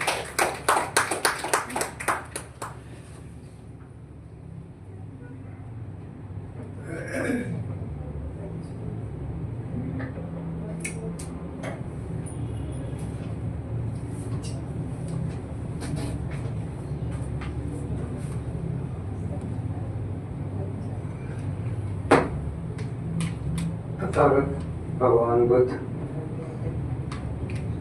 परम सत्य आदरणीय बाबा साहेब डॉक्टर भीमराव अंबेडकर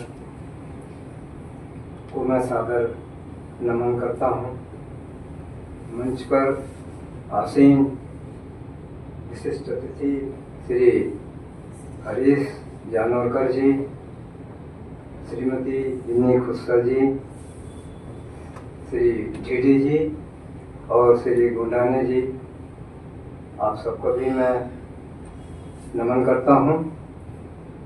दर्शक दीर्घा में बैठे हुए सभी बुद्धिजीवी मनुष्यों को मैं प्रणाम करता हूँ।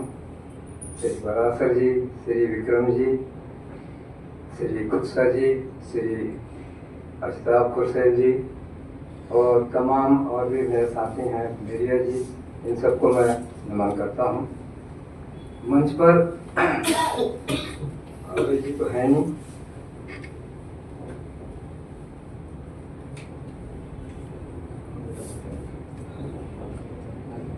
अपने विचारों की श्रृंखला को आगे बढ़ाने से पहले आज की चर्चा के स्तंभ पुरुष परम श्रद्धेय आदरणीय रामरतन जानोकर जी, जो आज हमारे बीच नहीं है, उन्हें श्रद्धा सुमन अर्पित करते हुए शत शत नमन करता हूँ। सुधीजनों, बाबू राम रतन जानोकर जी के पूर्वज बांदा उत्तर प्रदेश के गांव राजपुर के बासिंदे थे। मनुवादी सवर्णों के अत्याचार से पीड़ित होकर वहां से लोग पलायन कर देश के अन्य स्थानों में शरण लेते चले गए। बाबू राम रतन जी अपने पिताजी के साथ महाराष्ट्र के नागपुर में अपना ठौर ठिकाना चुना। बाल्यावस्था में ही माता पिता का साया उन्होंने खो दिया। एक लंबे परिवार के लालन पालन की जिम्मेदारी बाबू राम रतन जी के कांधे पर थी। वे मजबूर होकर सफाई मजदूर का काम करके परिवार का भरण पोषण किए, साथ में पढ़ाई भी जारी रखी। बाल्यकाल से जुल्म, उत्पीड़न, शोषण को भोगते हुए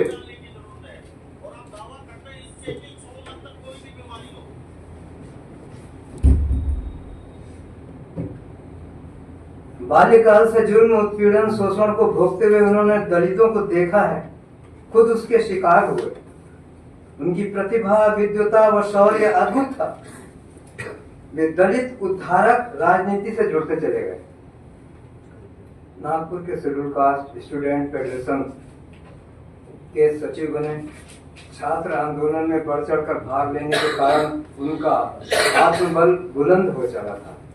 वे बाबू हरिदास आवड़े कामरेड के संसर्ग में आकर उनके अधीनस्थ पूरी आस्था अनुशासन से कार्य किए।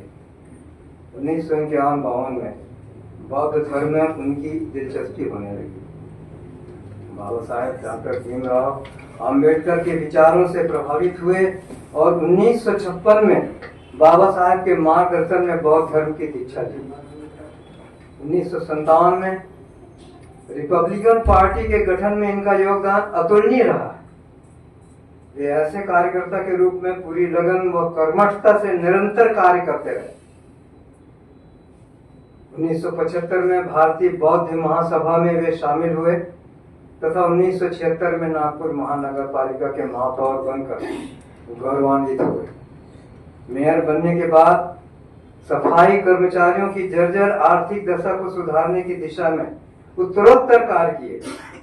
उन्होंने मेहतर कोऑपरेटिव सोसाइटी का गठन कर एक अभूतपूर्व कार्य किया था, जिससे सफाई कर्मचारियों के आर्थिक सहयोग का मार्ग प्रशस्त हुआ। इस संस्था में आज की स्थिति में करोड़ों का लेन देन हो रहा है, जो उनकी एक महान उपलब्धि थी। वे अंतरजातीय विवाह के लिए जोर देते थे ताकि संस्कार, सभ्यता परिष्कृत हो तथा आत्मविश्वास प्रबल हो सके, मेल मिलाप का रास्ता खुले और सामाजिक स्तर का पुनरुद्धार हो सके, संगठन शक्ति में इजाफा हो सके। वो कहने से ज्यादा करने पर विश्वास करते थे और इसी सिद्धांत के तहत उन्होंने अपनी शादी और अपने बच्चों की शादी अंतरजातीय वर्ग में किया। इतना ही नहीं, पूरे परिवार को बौद्ध धर्म से जोड़ा। वे एक सच्चे ईमानदार समाज सेवक व सुधारक थे। उनके नेतृत्व में दलित समाज के कल्याण की दिशा में कई क्रांतिकारी कदम उठाए गए। वे नशे के उन्मूलन के क्षेत्र में भी बहुत सारा अपना आंदोलन चलाया, अभियान चलाया और कार्य किया। उन्होंने बौद्ध धर्म के प्रचार प्रसार के लिए देश के कई स्थानों का भ्रमण किया और रचनात्मक कार्य किए। शिक्षा को उन्होंने विशेष महत्व दिया और इस संबंध में विशेष मुहिम चलाकर दलितों को जागृत करते रहे। वे जीवन पर्यंत एक छोटे से मकान में रहे, जबकि वे महापौर थे। अपने पद और प्रतिष्ठा और कह लीजिए एक वैभव को दांव में लगा सकते थे, पर वो ऐसा नहीं कर किए। एक मेयर होते हुए सादगी परस्त रहे और संत दृष्टि व ईमानदारी के पर्याय रहे। बाबा साहब के विचार व आंदोलन ऊर्जा उनकी रक्त शिराओं में बहता था। वे सदैव संगठन के प्रति वफादार रहे और एक अनुशासित सिपाही की तरह काम करके इतिहास रचने में सफल रहे। महाराष्ट्र सरकार उनकी कर्मठता, जीवटता, सक्रियता से प्रभावित होकर उन्हें बाबा साहेब डॉक्टर अंबेडकर दलित मित्र सम्मान से सम्मानित किया गया। बाबू रामरतन जानोलकर जी की विचारधारा बाबा साहेब डॉक्टर अंबेडकर की विचारधारा से प्रभावित थी। उन्हें इस बात का संज्ञान था कि बाबा साहब के क्रांतिकारी विचारधारा के जरिए ही दलितों का उत्थान संघर्ष संभव है। जब तक शिक्षा, संगठन और संघर्ष की त्रिधारा को दलित अपने जीवन का मूल मंत्र नहीं बनाएंगे, तब तक दलित प्रवंचना, उत्पीड़न, शोषण, दोहन से मुक्त नहीं हो सकते।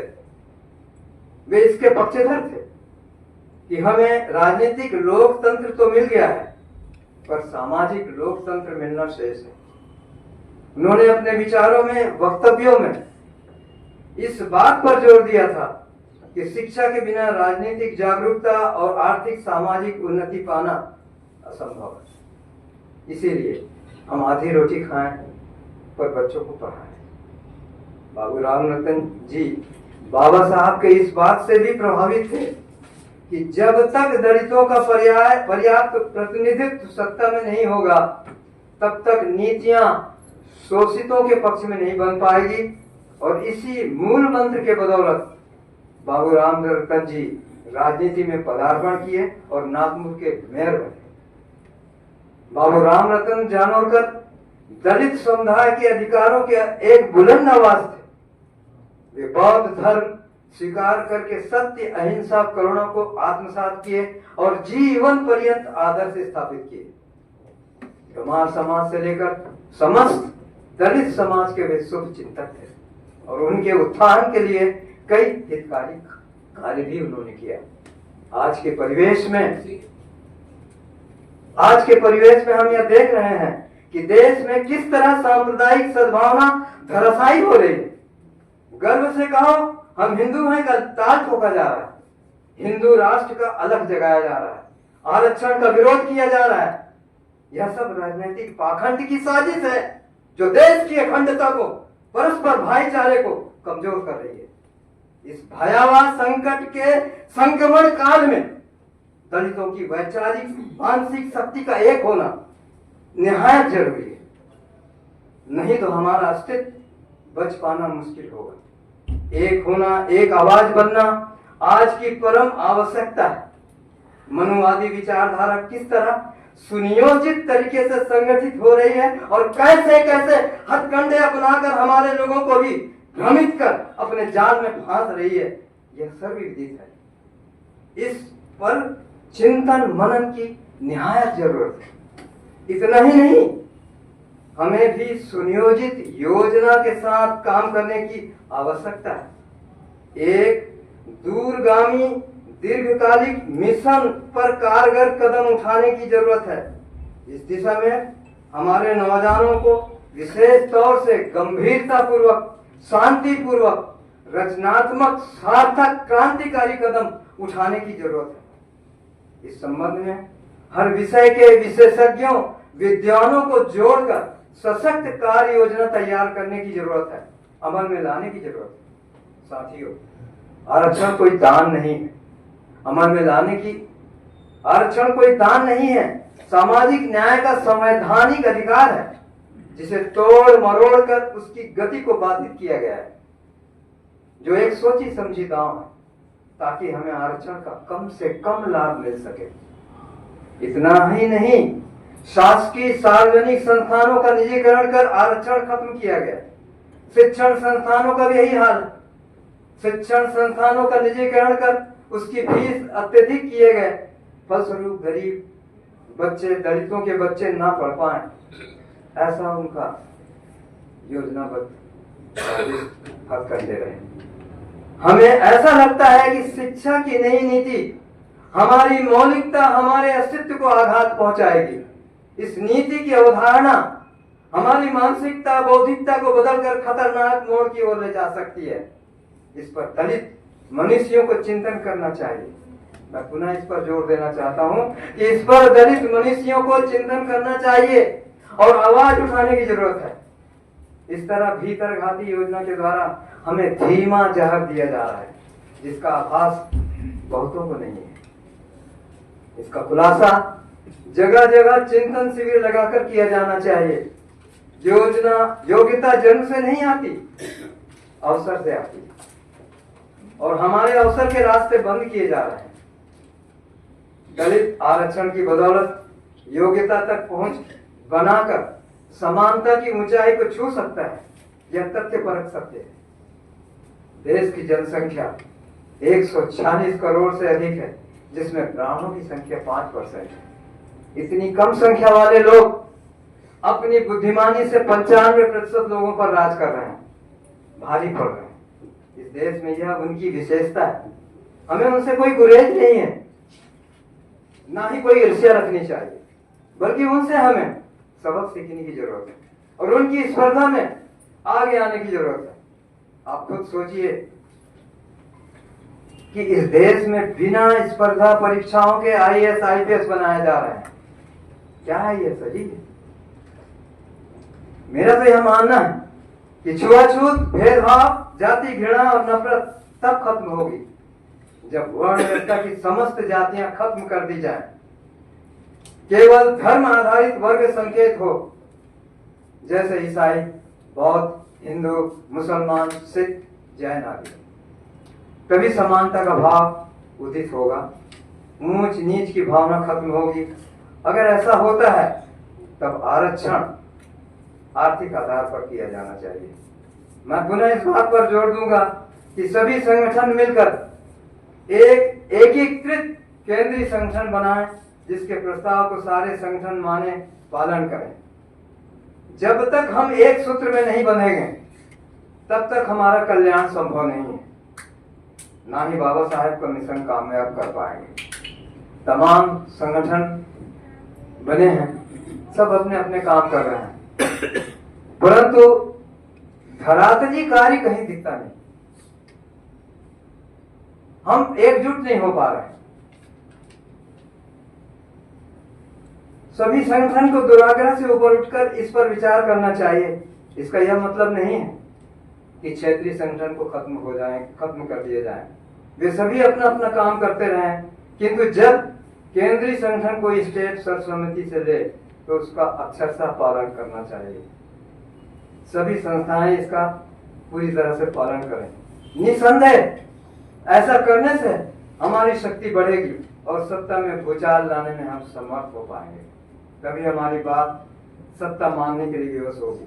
अंत में माटी पुत्र कुमार समाज के वैभव विभूति बाबू राम रतन जानोरकर जी के शौर्य, पराक्रम, अवदान, चिंतन, दर्शन, जिजीविषा और जीवन मूल्यों को मैं सलाम करता हूं और उनके व्यक्तित्व को नमन करता हूं तथा करुणामयी भगवान बुद्ध से प्रार्थना करता हूं कि बाबू जैसा सच्चा सपूत हर घर में हो, ऐसा विधान चाहता हूं।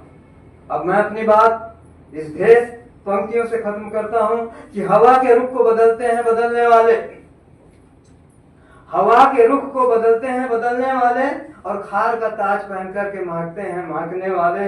हौसला हो अगर दरिया को पार करने का, बुलंदी पाते हैं हर हल पे पार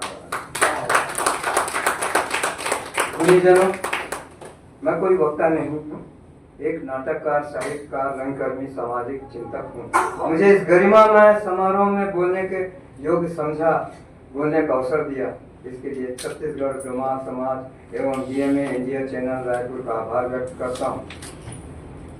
एक बात अभी आज आपने पेपर में पढ़ा होगा कि हिंदू राष्ट्र की अवधारणा स्वाभाविक है। शंकराचार्य जी बोले हैं, पुरी के शंकराचार्य जी पेपर में दिया है आज का कि हिंदू राष्ट्र की अवधारणा स्वाभाविक है। सनातन में राष्ट्र, समाज और धर्म को अलग करके नहीं देखा जा सकता।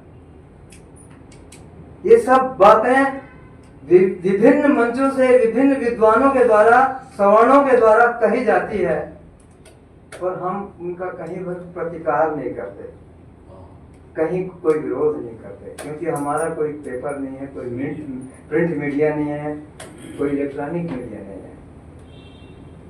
कोई ऐसा प्रयास, कोई ऐसा मिशन होना चाहिए कि हम कुछ इस क्षेत्र में आगे बढ़े, कि हमारी बात लोगों तक जाए, उनका मुंह बंद हो, आगे का रास्ता बंद करें, वो आगे क्या करना चाह रहे हैं वो बंद हो, सोचें कि नहीं हम इनको छोड़ के आगे नहीं बढ़ सकते। वो स्थितियां कैसे पैदा होगी?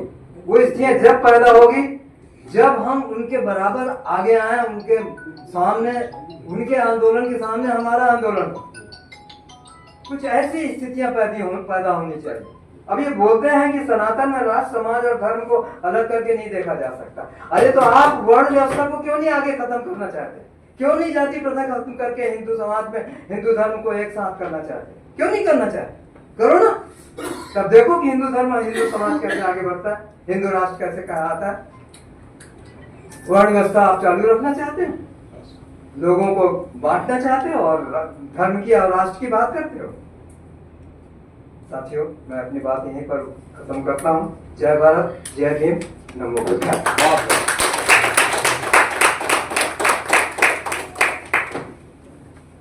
बहुत बहुत धन्यवाद भरतलाल छड़ीजे जी। अब आपने अपने निराले अंदाज से हमें बाबूजी के इतने समीप ले गए कि हमें पता ही नहीं चला और हम उनके बारे में जान गए। बहुत ही बढ़िया अंदाज, आपका अंदाज ही बता रहा है कि आप एक अच्छे रंगकर्मी रहे हैं और अभी भी नाटकों से जुड़े हुए हैं और आपकी ये कला हम तक किसी न किसी बहाने पहुंच गई। उसके लिए हम धन्यवाद करते हैं आपका कि आप हमारे बीच में उपस्थित हैं सर। तो चलिए इस कड़ी को हम आगे बढ़ाते हैं और जिस क्षण का इंतज़ार था, जी हाँ, मैं बात कर रही हूँ हमारे बीच में उपस्थित है विशिष्ट अतिथि के रूप में हरीश जानोरकर जी। आदरणीय, सम्माननीय, हमारे लिए आपको ससम्मान में मंच पर आमंत्रित करती हूँ। लेकिन आपके बारे में मैं थोड़ा बताना चाहूँगी साथियों को कि आप सम्माननीय बाबू राम रतन जानोरकर जी के छोटे भाई हैं और साथ ही साथ हरीश जी अम्बेडकरी मिशन से प्रभावित रह चुके हैं और अम्बेडकरी मिशन पर काम करते आ रहे हैं और उनके खून में रच बस गया है अम्बेडकरी मिशन। तो वे कल भी वही काम करते थे, आज भी वही काम कर रहे हैं, अब भी वो इसी मिशन को लेकर यहाँ उपस्थित हुए हैं। आपने बचपन से ही मराठी, हिंदी और उर्दू में गजलें, नज़में लिखी हुई हैं।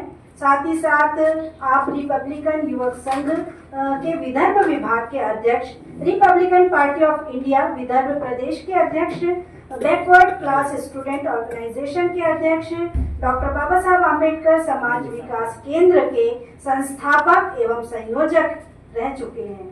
साथ ही साथ जाग बिरादर त्रैमासिक पत्रिका का आपने संपादन किया है।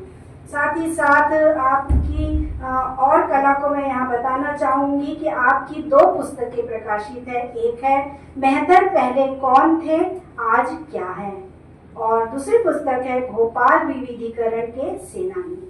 जी हाँ, ऐसे कला के धनी सम्माननीय आदरणीय हरीश जानोरकर जी हमारे बीच में उपस्थित है। जोरदार तालियों के साथ आपका सादर अभिनंदन, सम्मान और यहाँ सत्कार करते हुए आपको आमंत्रित करती हूँ सर। और हम स्वयं आपकी उपस्थिति से गर्व एवं सम्मान महसूस कर रहे हैं। आपका स्वागत है।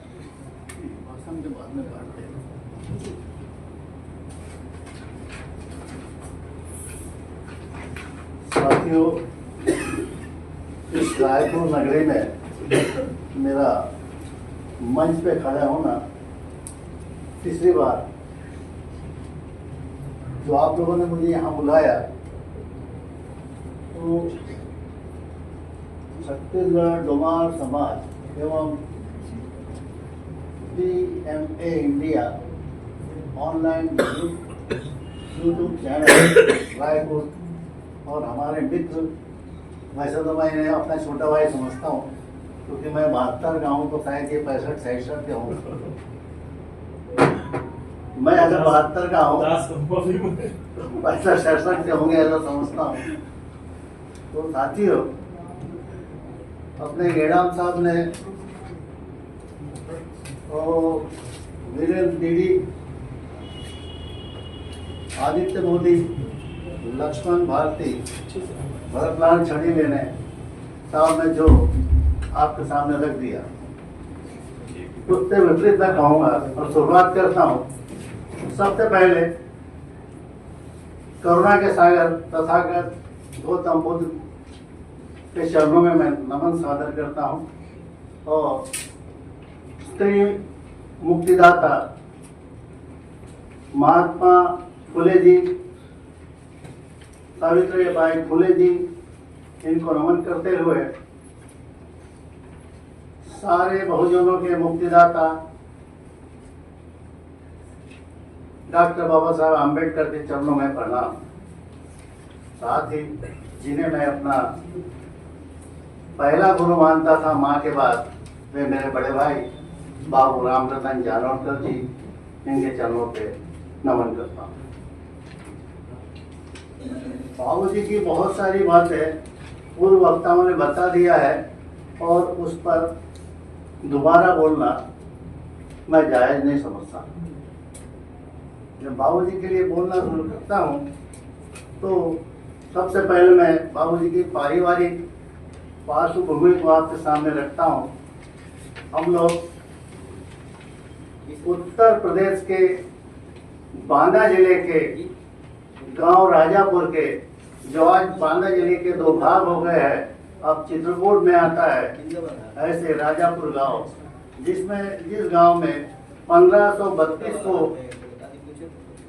रामचरितमानस के लेखक तुलसीदास जी दुबे इनका जन्म हुआ। उस गांव से हम रहवासी हैं और आज भी उस गांव में हमारे परिवार के लोग रहते हैं और अधिकांश लोग बाजू के शहर मानिकपुर में भी रहते हैं। हमारा गांव बुंदेलखंड और बघेलखंड में जो हमारे लोग रहते थे, डुमार, कहीं डुमार बोला जाता है, कहीं डोमार बोला जाता है। इसका गहन अभ्यास करके मैं अभी एक नई किताब लिख रहा हूँ। उस पर इसका पूरा वर्णन दिया हुआ है। घर वापसी किताब का शीर्षक है घर वापसी। हम पहले क्या थे और अब हमने उस घर में जाना, इस पर विचार आने वाली किताब में कर रहा हूँ। साथियों, हमारे जो दादाजी थे जियालाल दीवान, ये गांव राजापुर के रहने वाले थे और जैसा महाराष्ट्र में महार समाज प्रतिकार करने में अग्रसर है, वैसा ही बांदा जिले में डुमार समाज स्वर्णों का प्रतिकार करने में आगे रहता था। हमारे दादाजी जियालाल दीवान अपने घर के सामने चारपाई पर बैठे हुए थे। एक जमींदार आया और ये खड़े नहीं हुए तो इन्हें वो जातिवाद गालियां देते हुए मारपीट करने लगा। हमारे दादाजी जियालाल भी अखाड़ा खेलने वाले थे, उन्होंने उस जमींदार की अच्छे से पिटाई कर दी और पिटाई करने के बाद छोटे बच्चे थे, अब उनको ये लगा कि मैं जमींदार की तो पिटाई कर दिया है, मैं तो झेल लूंगा, लेकिन मेरे जो छोटे बच्चे हैं उनका क्या होगा। और इसलिए वे राजापुर से मध्य प्रदेश होते हुए नागों की नागभूमि नागपुर में आए और वहां रह गए। हमारे दादाजी पहले से ही जाति तोड़ो और समाज जोड़ो की विचारधारा को मानने वाले थे और वे उस पर काम भी कर रहे थे। तो नागपुर में आने के बाद हमारे पिताजी कुछ थोड़ा बहुत पढ़े लिखे थे। दादाजी जालिम, अब मैं दादाजी जालिम बोल रहा हूँ तो बाबूजी के पिताजी का नाम जालिम था, मेरे पिताजी का नाम मोनीलाल था। बाबूजी जब 5 साल के थे तो उनके पिताजी का डेथ हो गया। जब 8 साल के हुए तो उनके एक छोटे भाई का डेथ हो गया। 11 साल के हुए तो उनकी माता जी का डेथ हो गया।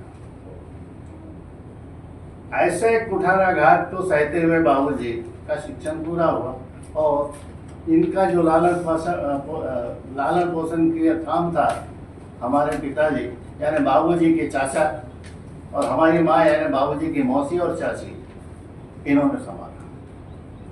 बाबूजी बड़े हुए। बहुत सारे लोगों ने बाबूजी की जन्म तारीख के बारे में बताया है, तो थोड़ा सा मैंने जब कास्ट वैलिडिटी के लिए उनकी सर्टिफिकेट निकाला तो उसमें 1928 लिखा हुआ। इतना ही फर्क है और कुछ। तो उसके बाद हमारे पिताजी दमे के शिकार थे। 1-2 साल के बाद में वो भी चल बसे फिर सारी जवाबदारी हमारी बड़ी बहन जो बाबूजी से 10 साल बड़ी थी, कमलाबाई, उनके ऊपर आई और हमारी माता जी ने उनका साथ दिया। बाबूजी नौकरियां छोड़ छोड़ के इलेक्शन लड़ते थे। कभी भी बाबा साहब जी का या औड़े बाबूजी का उन्होंने शब्दों को तोड़ा नहीं। अगर उन्होंने कहा कि मैं नौकरी छोड़ना है, इलेक्शन लड़ना है, तो वो लड़ लेते थे। यहाँ तक कि कभी कभी तो घर भी गिरवी रख करके इलेक्शन लड़ रहे। और घर छुड़ाने का काम हमारी बड़ी बहन करती थी, जिन्होंने कभी शादी नहीं की, वे कुंवारी थी। उनका देहांत करीब 80 साल की उम्र में हुआ। तो बाबूजी जब शिक्षा ग्रहण कर रहे थे उस समय में ही शेड्यूल कास्ट फेडरेशन के वे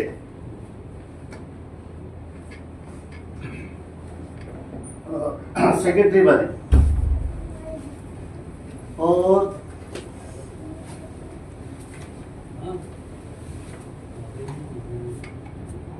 सेक्रेटरी बनने के बाद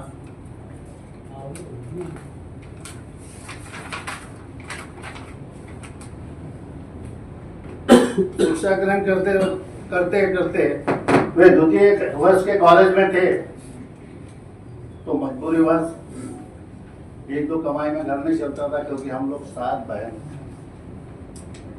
और 4 भाई थे, यानी बाबूजी वगैरह को मिला कर। बाबूजी ने हमारे दादाजी के 2 लड़के थे, जालिम, जिनके राम रतन और रतनलाल, ये 2 भाई और 1 बहन जालिम जी दादाजी, और हमारी 6 बहनें।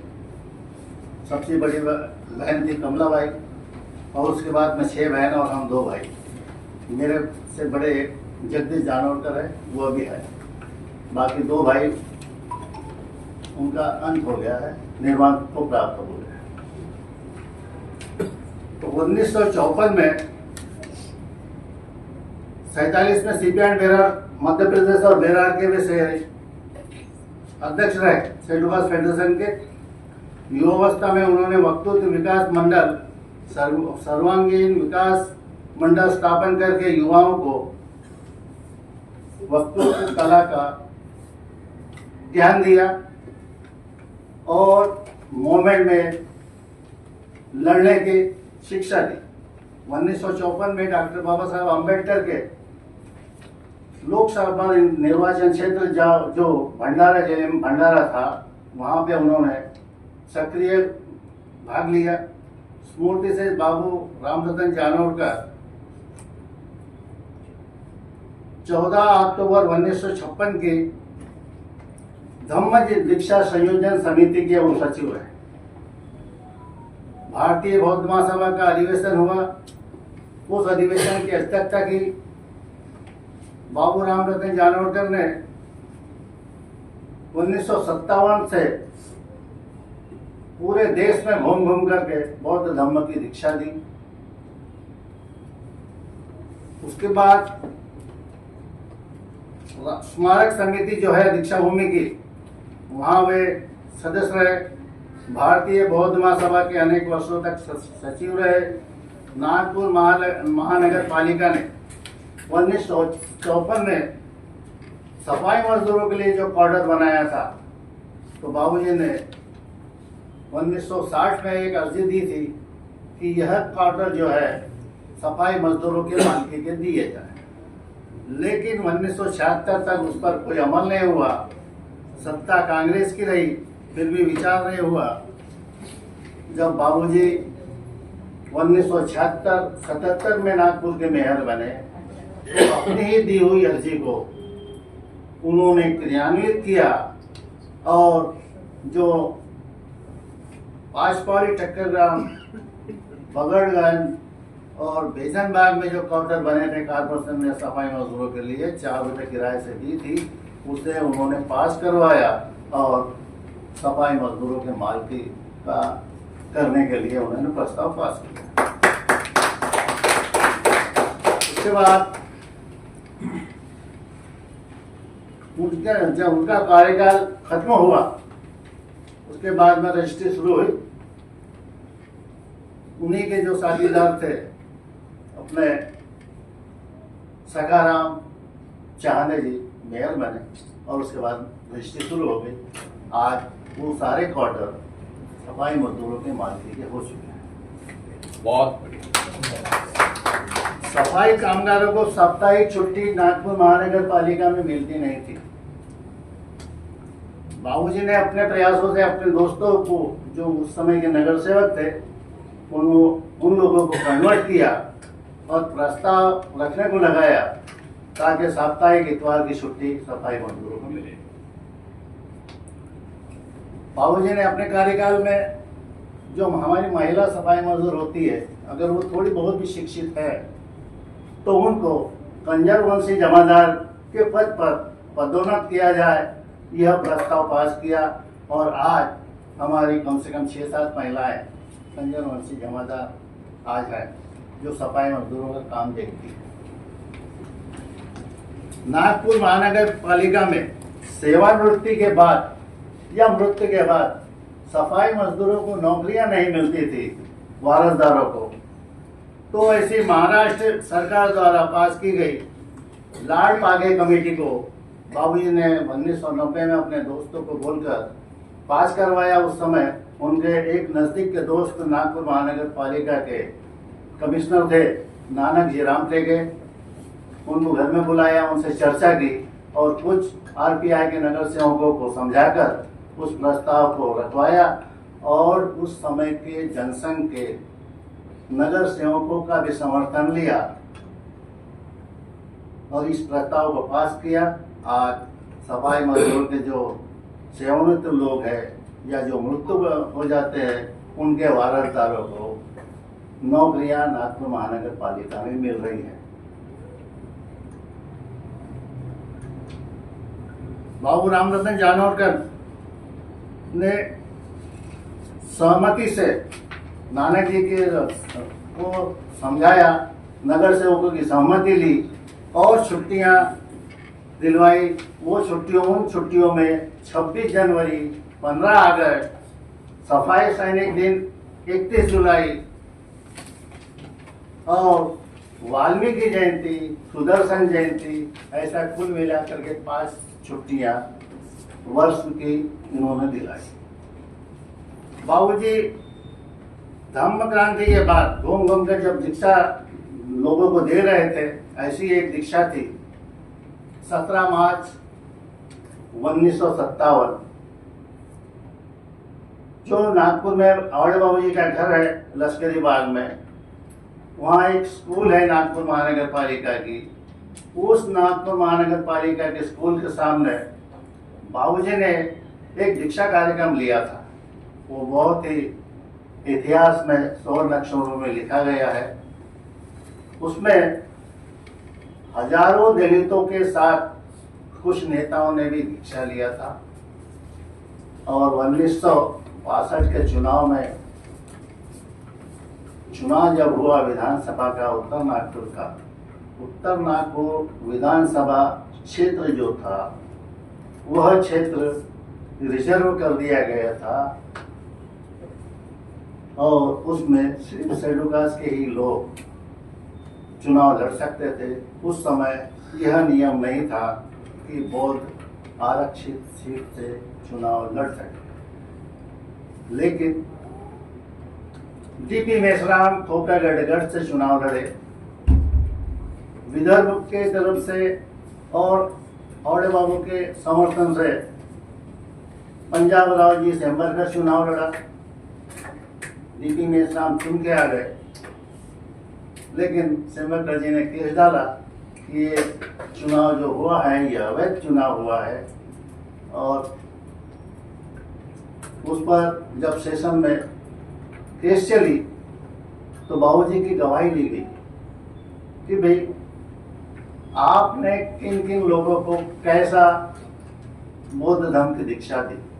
बाबूजी ने कहा कि मैंने अपने धर्मगुरु डॉक्टर बाबा साहेब के आदेश से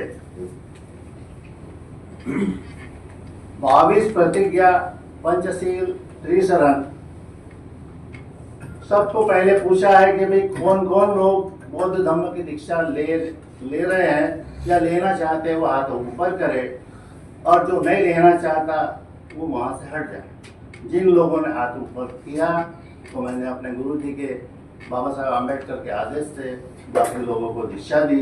उनमें डॉक्टर डी.पी. मेश्राम, आकांत माटे, देवाजी भगत, वासुदेव डोंगरे, ऐसे नगर सेवकों ने भी मेरे हाथों दीक्षा ली। उनमें डी.पी. मेश्राम जो विधानसभा में चुन के आए थे उन्होंने दीक्षा ली, ये वहाँ साबित हुआ और डॉक्टर डी.पी. मेश्राम का चुनाव अवैध घोषित हुआ।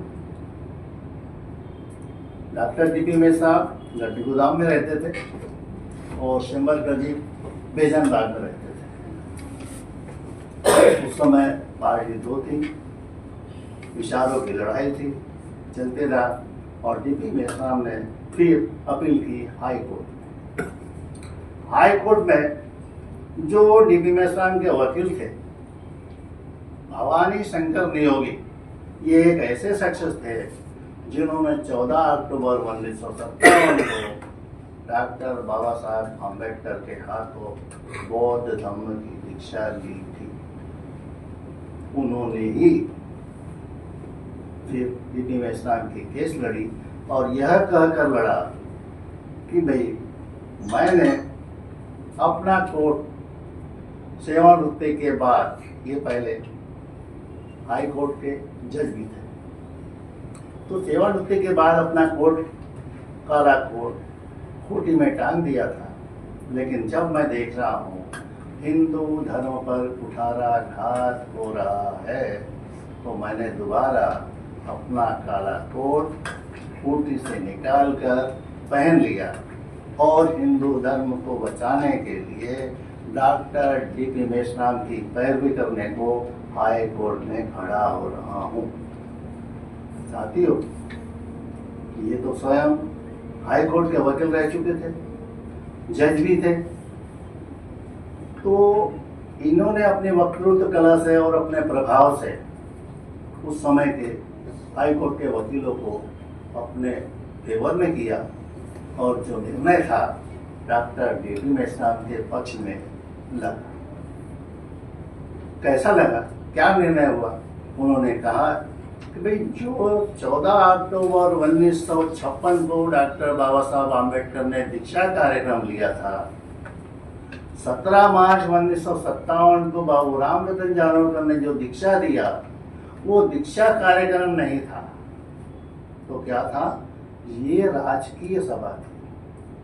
अब जब राजकीय सभा सिद्ध होता है कोर्ट में, तो जो 14 अक्टूबर 1956 को और 17 मार्च 1957 के जिन लोगों ने दीक्षा ली थी वे बौद्ध नहीं रह जाते, वे पूर्व श्रम के पहले के चमार मांग मेहतर जो भी है वो हो जाता, यानी बौद्ध का जो ठप्पा लगा हुआ था वो वहां से हट गया। आवड़े बाबूजी ने देखा कि अगर ये निर्णय पर हम हाई सुप्रीम कोर्ट में नहीं जाते तो जिन्होंने दीक्षा ली वो वहां ही रह जाएंगे, जिन्होंने दीक्षा ली वो मेहतर ही रह जाएंगे, तो बाबा साहब का जो आंदोलन है वो तो यहीं खत्म हो जाएगा। इसलिए आवड़े बाबू ने सुप्रीम कोर्ट में फिर अपील की और वहाँ जानकर साहब को पूरी जवाबदारी दी कि आप एडवोकेट भगवान दास जी और जो हमारे सोहनलाल शास्त्री वगैरह जो थे आगरा के, ये सारे साथियों के साथ मिलकर वकीलों को समझाओ और अपने केस अपने पक्ष में करो। बाबूजी ने लगातार 3-4 महीना मेहनत किया। एक महीना तो लगातार वो दिल्ली में ही रहे। हमारे समधी जो है एडवोकेट भगवान दास जी जो समता सैनिक दल के अध्यक्ष भी रह चुके हैं और एक अच्छे लेखक भी है, शायद आप लोगों ने उनकी किताब पढ़ी होगी, मैं होंगी हो। तो वो केस वहाँ सुप्रीम कोर्ट में डिसीजन हुआ और डिसीजन कॉपी पिछले बार जब मैं रायपुर आया था एक कार्यक्रम में, भाई साहब ने उनको बुलाया था, कलेक्टर साहब को, शायद भिलाई के कलेक्टर थे, उन्होंने सुप्रीम कोर्ट की और हाई कोर्ट की दोनों कॉपी मुझे डिसीजन की दी और डिसीजन की कॉपी मेरे पास है। तो उसमें डिसीजन ये दिया गया था कि 14 अक्टूबर 1956 को जो डॉक्टर बाबा साहब आम्बेडकर ने दीक्षा दी थी वो दीक्षा कार्यक्रम था ना कि राजकीय सभा थी। उसी प्रकार 17 मार्च 1957 को जो जारौनकर ने दीक्षा दी वह भी राजकीय सभा न होते हुए दीक्षा कार्यक्रम था। इसलिए जो डीपी मेश्राम है उसका जो सदस्यता थी वो अवैध घोषित की गई और पंजाब राव सेम्बरकर को फिर से चुनाव वहाँ करवाया गया। बाद में सेम्बरकर भी चुन गया है।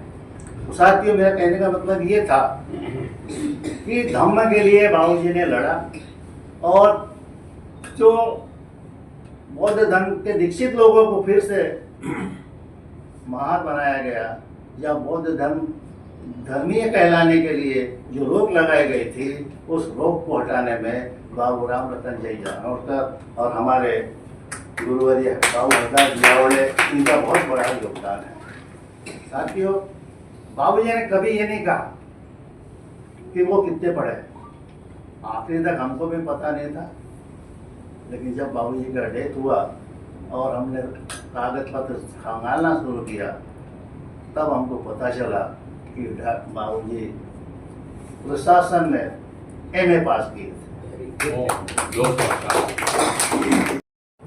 हेमचंद खांडेकर जी थे। हेमचंद खांडेकर घटना समिति में भी थे जो कांग्रेस थे। इन्होंने ये अपने बचपन में घोषणा की थी कि हम कितना भी पढ़े हम किसी को अपनी डिग्री नहीं बताएं और इसलिए घर वालों को भी बाबूजी की डिग्री मालूम नहीं थी। जब उनका डेथ हुआ और सर्टिफिकेट की जरूरत पड़ी तब हम लोग ढूंढा, तब हमको पता चला कि बाबूजी इतने पढ़े।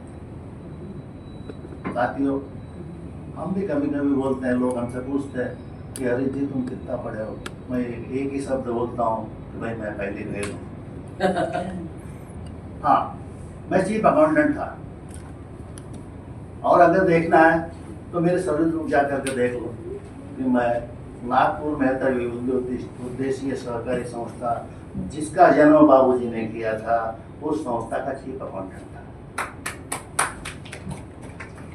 थोड़ा बहुत लिखता हूँ और वो अपने बुजुर्गों की मेहरबानी समझो, आशीर्वाद तो नहीं कहूँगा मैं। हाँ, उन्होंने दिया हुआ ज्ञान का इस्तेमाल करते हुए मैंने लिखा है और आगे भी लिख रहा हूँ। तो इस प्रज्ञापीठ में जो आप लोगों ने मुझे बुलाया, मैंने भी लोगों का सुना, आपने मेरा सुना और बुलाने वालों का भी मैं धन्यवाद जाहिर करता हूँ और आगे भी आप लोग बुलाएंगे, मैं आऊँगा। हाँ, जैसा कि एक शब्द निकला है कि सारे संगठनों को जिंदा रखते हुए एक संगठन बनाया जाए और अगर ऐसा होता है तो मैं उस एक संगठन में आपका साथीदार बनकर रहूँगा। मैं आर्थिक दृष्टि से कमजोर हूँ लेकिन बाकी चीज़ों में कमजोर नहीं। जहाँ आप बोलोगे वहाँ मैं आऊँगा। 73वां जन्मदिन अभी 2 अक्टूबर को किया है, 73 शुरू हो गया। सिर्फ घुटने कमजोर है, जवान कमजोर नहीं है, दिमाग कमजोर नहीं। कभी भाई साहब ने एक कविता बोली थी, वो बाबूजी के 65वें जन्मदिन में हमने मैगजीन निकाला था। उस मैगजीन की वो कविता है, उस कविता की रचना भी मैंने की थी। शायद वो उनको याद हो कि बाबूजी की पहली मैगजीन में वो कविता थी। हम बाबूजी के लिए बहुत सारी कविताएं लिखा है, लेकिन अब यहाँ अगर बोलूँगा तो खड़े नहीं हो पाऊँगा। इसलिए जय भीम, जय भारत और तथागत बुद्ध को अंतिम नमन करता हूँ और अपनी जगह बजा करता हूँ। जय भीम।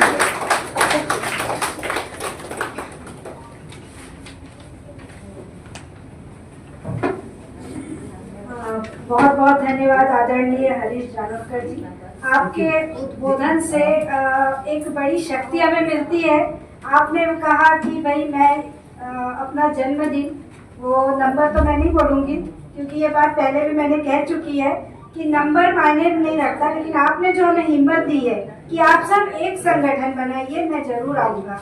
तो ये सबसे बड़ी हिम्मत है, हमें एक होने की प्रेरणा देता है। और आपके जैसे व्यक्ति यदि हमारे साथ है तो हम आशा करते हैं, और ऐसे आयोजन होते रहे तो हम आशा करते हैं कि एक दिन ये पूरा समुदाय एक होगा।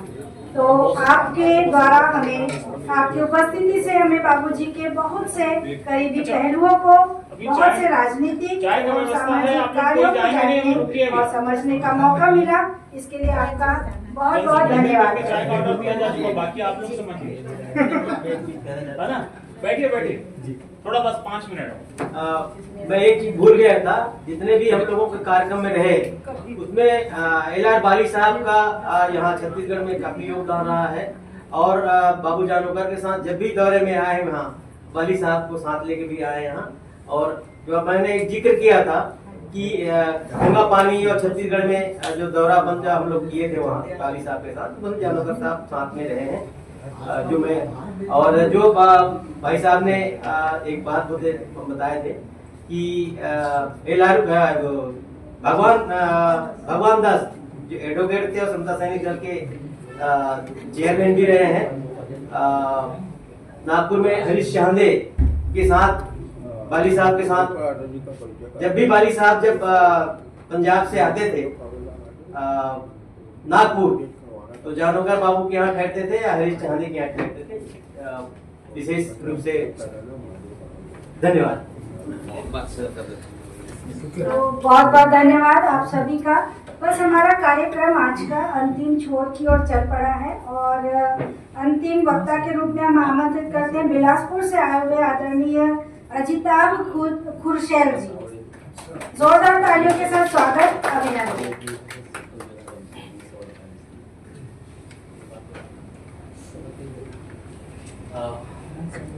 आदरणीय मंचा सिंह, हमारे अतिथिगण, सबुद्धजन, मैं वक्ता नहीं हूँ। मुझे धन्यवाद देता हूँ सबसे पहले हमारे YouTube चैनल DMA इंडिया का कि उन्होंने उनके आज रामरतन जानोकर जी के बारे में हम यहाँ चर्चा कर रहे हैं। मैं अजिताभ कुमार, बिलासपुर में मेरा जन्म हुआ और मैं वर्तमान में अभी दुर्ग में रह रहा हूँ। दोस्तों, मैंने जब किताबें पढ़ी और जितनी बातें मैंने यहाँ सुनी तो मुझे गर्व हो रहा है कि हमारे समाज में कुछ ऐसे लोग हैं जो उस समय बाबा साहब के साथ जुड़े और उनके बताए नक्शे कदम पे चले। मैं अक्सर किताब पढ़ता हूँ और खोजता हूँ कि मेरे लोग कहाँ हैं। जब आंदोलन हो रहा था तो मेरे लोग क्या कर रहे थे, क्या वो सोए तो नहीं थे, क्या वो कर रहे थे, उनका क्या योगदान है, कहीं मिलता नहीं। तो मैंने बहुत सारी किताबें भी खोजी, पढ़ी भी। उसमें हमारे कई सारे यहाँ हमारे कुछ महापुरुष भी बैठे हैं जो आज भी समाज में लगातार अपना सहयोग दे रहे हैं। उसमें खुदिशा जी हैं, भरत जी हैं, आप भरतवेद जी हैं। ये सब हमारे समाज के कुछ ऐसे गणमान्य लोग हैं कि वो लगातार समाज में अपने योगदान दे रहे हैं और वो चीज हमारे उन पुरुषों से ही आई है। तो यहाँ सुन करके बहुत अच्छा लगा और मैं अपने आप को महसूस करता हूँ कि आज नहीं, हमारा समाज भी समय संघर्ष कर रहा था। लेकिन जब मैं इतिहास पढ़ता हूँ तो मुझे समझ में आता है कि 1932 के कॉन्फ्रेंस के बाद जहां बाबा साहब और गांधी एक साथ मिले और जब उनके बीच में तकरार हुई तो गांधी जी को एहसास हो गया था कि बाबा साहब जिसकी लड़ाई लड़ रहे हैं बहुत बड़ी है। और उसके बाद तुरंत आने के बाद उन्होंने, आपको याद होगा, यंग इंडिया और उसके बाद हरिजन नाम की पत्रिका और एक संस्था चालू कर दी ताकि वो जो बाबा साहब का शक्ति जो मजबूत होने जा रहा था, जो बुरे लोगों के साथ आने जा रहे थे, वो अलग हो जाए। और हुआ भी कि गांधी जी ने जब झाड़ू उठा लिया तो हमारे गांव के जो ज्यादातर लोग थे, जैसा कि संदीप गुप्ता जी ने भी कहा, आदरणीय अंकल जी ने भी कहा कि यूपी से निकलने के बाद जब अंग्रेज शासन थे तो जब रेल की जब स्थापना हो रही थी तो जहां जहां रेलवे जंक्शन बनता गया हमारे लोग वहां वहां चलते थे। इसीलिए आप हमारी सबसे ज्यादा आबादी नागपुर में पाएंगे, कानपुर में पाएंगे, खड़गपुर में पाएंगे, बिलासपुर में पाएंगे, जबलपुर में पाएंगे, क्योंकि हमारे लोगों को एक के बाद लगने के बाद एक दूसरा वो बुलाता गया और परिवार बसते चले गए। आज ये बहुत बड़ा समुदाय है। तो उस समय जब 1932 के बाद जब गांधी जी ने झाड़ू पकड़ लिया तो हमारे समाज ने उस समय बड़ा दुर्भाग्य से मैं कहना चाहूंगा कि वो गांधी के साथ आगे बढ़े, बाबा साहब के साथ नहीं। अगर आज वो बाबा साहब के साथ आगे बढ़े होते तो आज जो हमारी जो शैक्षणिक क्षमता जो है वो मैं समझता हूं और ज्यादा अच्छी होती। और जो उस समय बाबा साहब के साथ जो आगे गए, वो निश्चित तौर पे अपने परिवार को बौद्धिक स्तर पर बहुत ऊंचा ले गए और अपना जीवन को अच्छा किया। आज भी अवसर है, कभी भी दिन, कोई भी दिन, जब जागो तब सवेरा। मैं तो कहता हूं पढ़ो लिखो, आगे बढ़ो, इतना बढ़ो कि अपने देश, अपने समाज, अपने राज्य का नाम ऊंचा करो। बाबा साहब ने कहा है कि यदि हम कोई भी विचार कभी भी जिंदा नहीं रहता जब तक उस विचार को हम लोग आगे फलीभूत न करते रहे।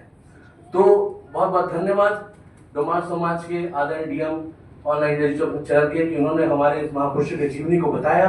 हम आगे उनको और बढ़ाएंगे और हम अच्छे से पढ़ाई लिखाई करेंगे, एक अच्छा नेक इंसान बनेंगे, एक अच्छे भारतीय बन करके इस समाज, इस राज्य, इस देश की सेवा करेंगे। बहुत बहुत धन्यवाद। बहुत बहुत धन्यवाद अजिताभ जी, बहुत अच्छे विचार आपने यहाँ रखे कि वाकई में यदि डॉक्टर बाबा साहब अम्बेडकर के मिशन में उस वक्त सब लोगों ने मिलकर संगठित होकर जोर दिया होता तो शायद आज परिस्थिति कुछ और होती। पर चलिए अब आगे बढ़ते हैं। तो इन सभी परिस्थितियों को देखते हुए एक बार पुनः हमारे बीच शुरू से लेकर अभी अंत तक बने हुए सभी साथियों को छत्तीसगढ़ डोमार समाज एवं DMA India online YouTube channel Raipur आप सभी का हार्दिक धन्यवाद करता है। और अंत में मैं यही कहना चाहूंगी, कार्यक्रम के अंतिम छोर की ओर बढ़ रहे हैं हम। तो हवाओं के भरोसे मत उड़, हवाओं के भरोसे मत उड़, चट्टानें तूफानों का भी रुख मोड़ देती है। हवाओं के भरोसे मत उड़, चट्टानें तूफानों का भी रुख मोड़ देती है। अपने पंखों पर भरोसा रख, अपने पंखों पर भरोसा रख, हवाओं के भरोसे तो पतंगे उड़ा करती है, हवाओं के भरोसे तो पतंगे उड़ा करती है। जी हाँ, इस अंतिम छोर की ओर हम सब चले हैं और अंतिम धन्यवाद ज्ञापन के लिए मैं आमंत्रित करती हूँ छत्तीसगढ़ डोमार समाज के प्रदेश अध्यक्ष जय गोविंद बेरिया जी को जोरदार तालियों के साथ स्वागत।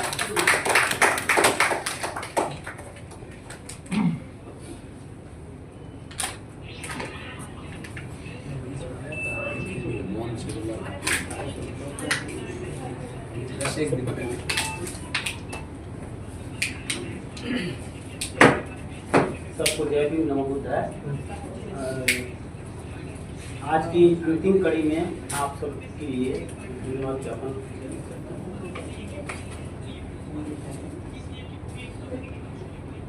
हमारे आए अतिथियों में विशेष अतिथि भरतलाल छड़ीले जी, विशेष अतिथि रतन डोंगोनानी जी और विशिष्ट अतिथि हरीश जानोकर जी जो नागपुर से आए हुए हैं, और विशेष अतिथि विनी कुशा जी और विशेष अतिथि वीरेंद्र कुमार डीडी जी, और साथ में संचालन अतिथि जो है मंजूषा माके जी। उन्होंने बहुत अच्छे ढंग से बोला, बहुत अच्छा मतलब आकर्षित किया और मैं उनको भी धन्यवाद देता हूँ। जितने भी हमारे यहाँ लोग बैठे हुए हैं आयोजक और हमारे समाज के, उन सबको मैं धन्यवाद ज्ञापित करके आभार व्यक्त करता हूँ। आप लोगों ने इस कार्यक्रम में बाबू राम रतन जानोकर की स्मृति में जो कार्यक्रम यहाँ आयोजन हुआ है, बहुत धन्यवाद ज्ञापन करता हूँ और आभार व्यक्त करता हूँ। और हमारे जो छत्तीसगढ़ डोमार समाज और DMA इंडिया की तरफ से आप सबको बहुत बहुत धन्यवाद।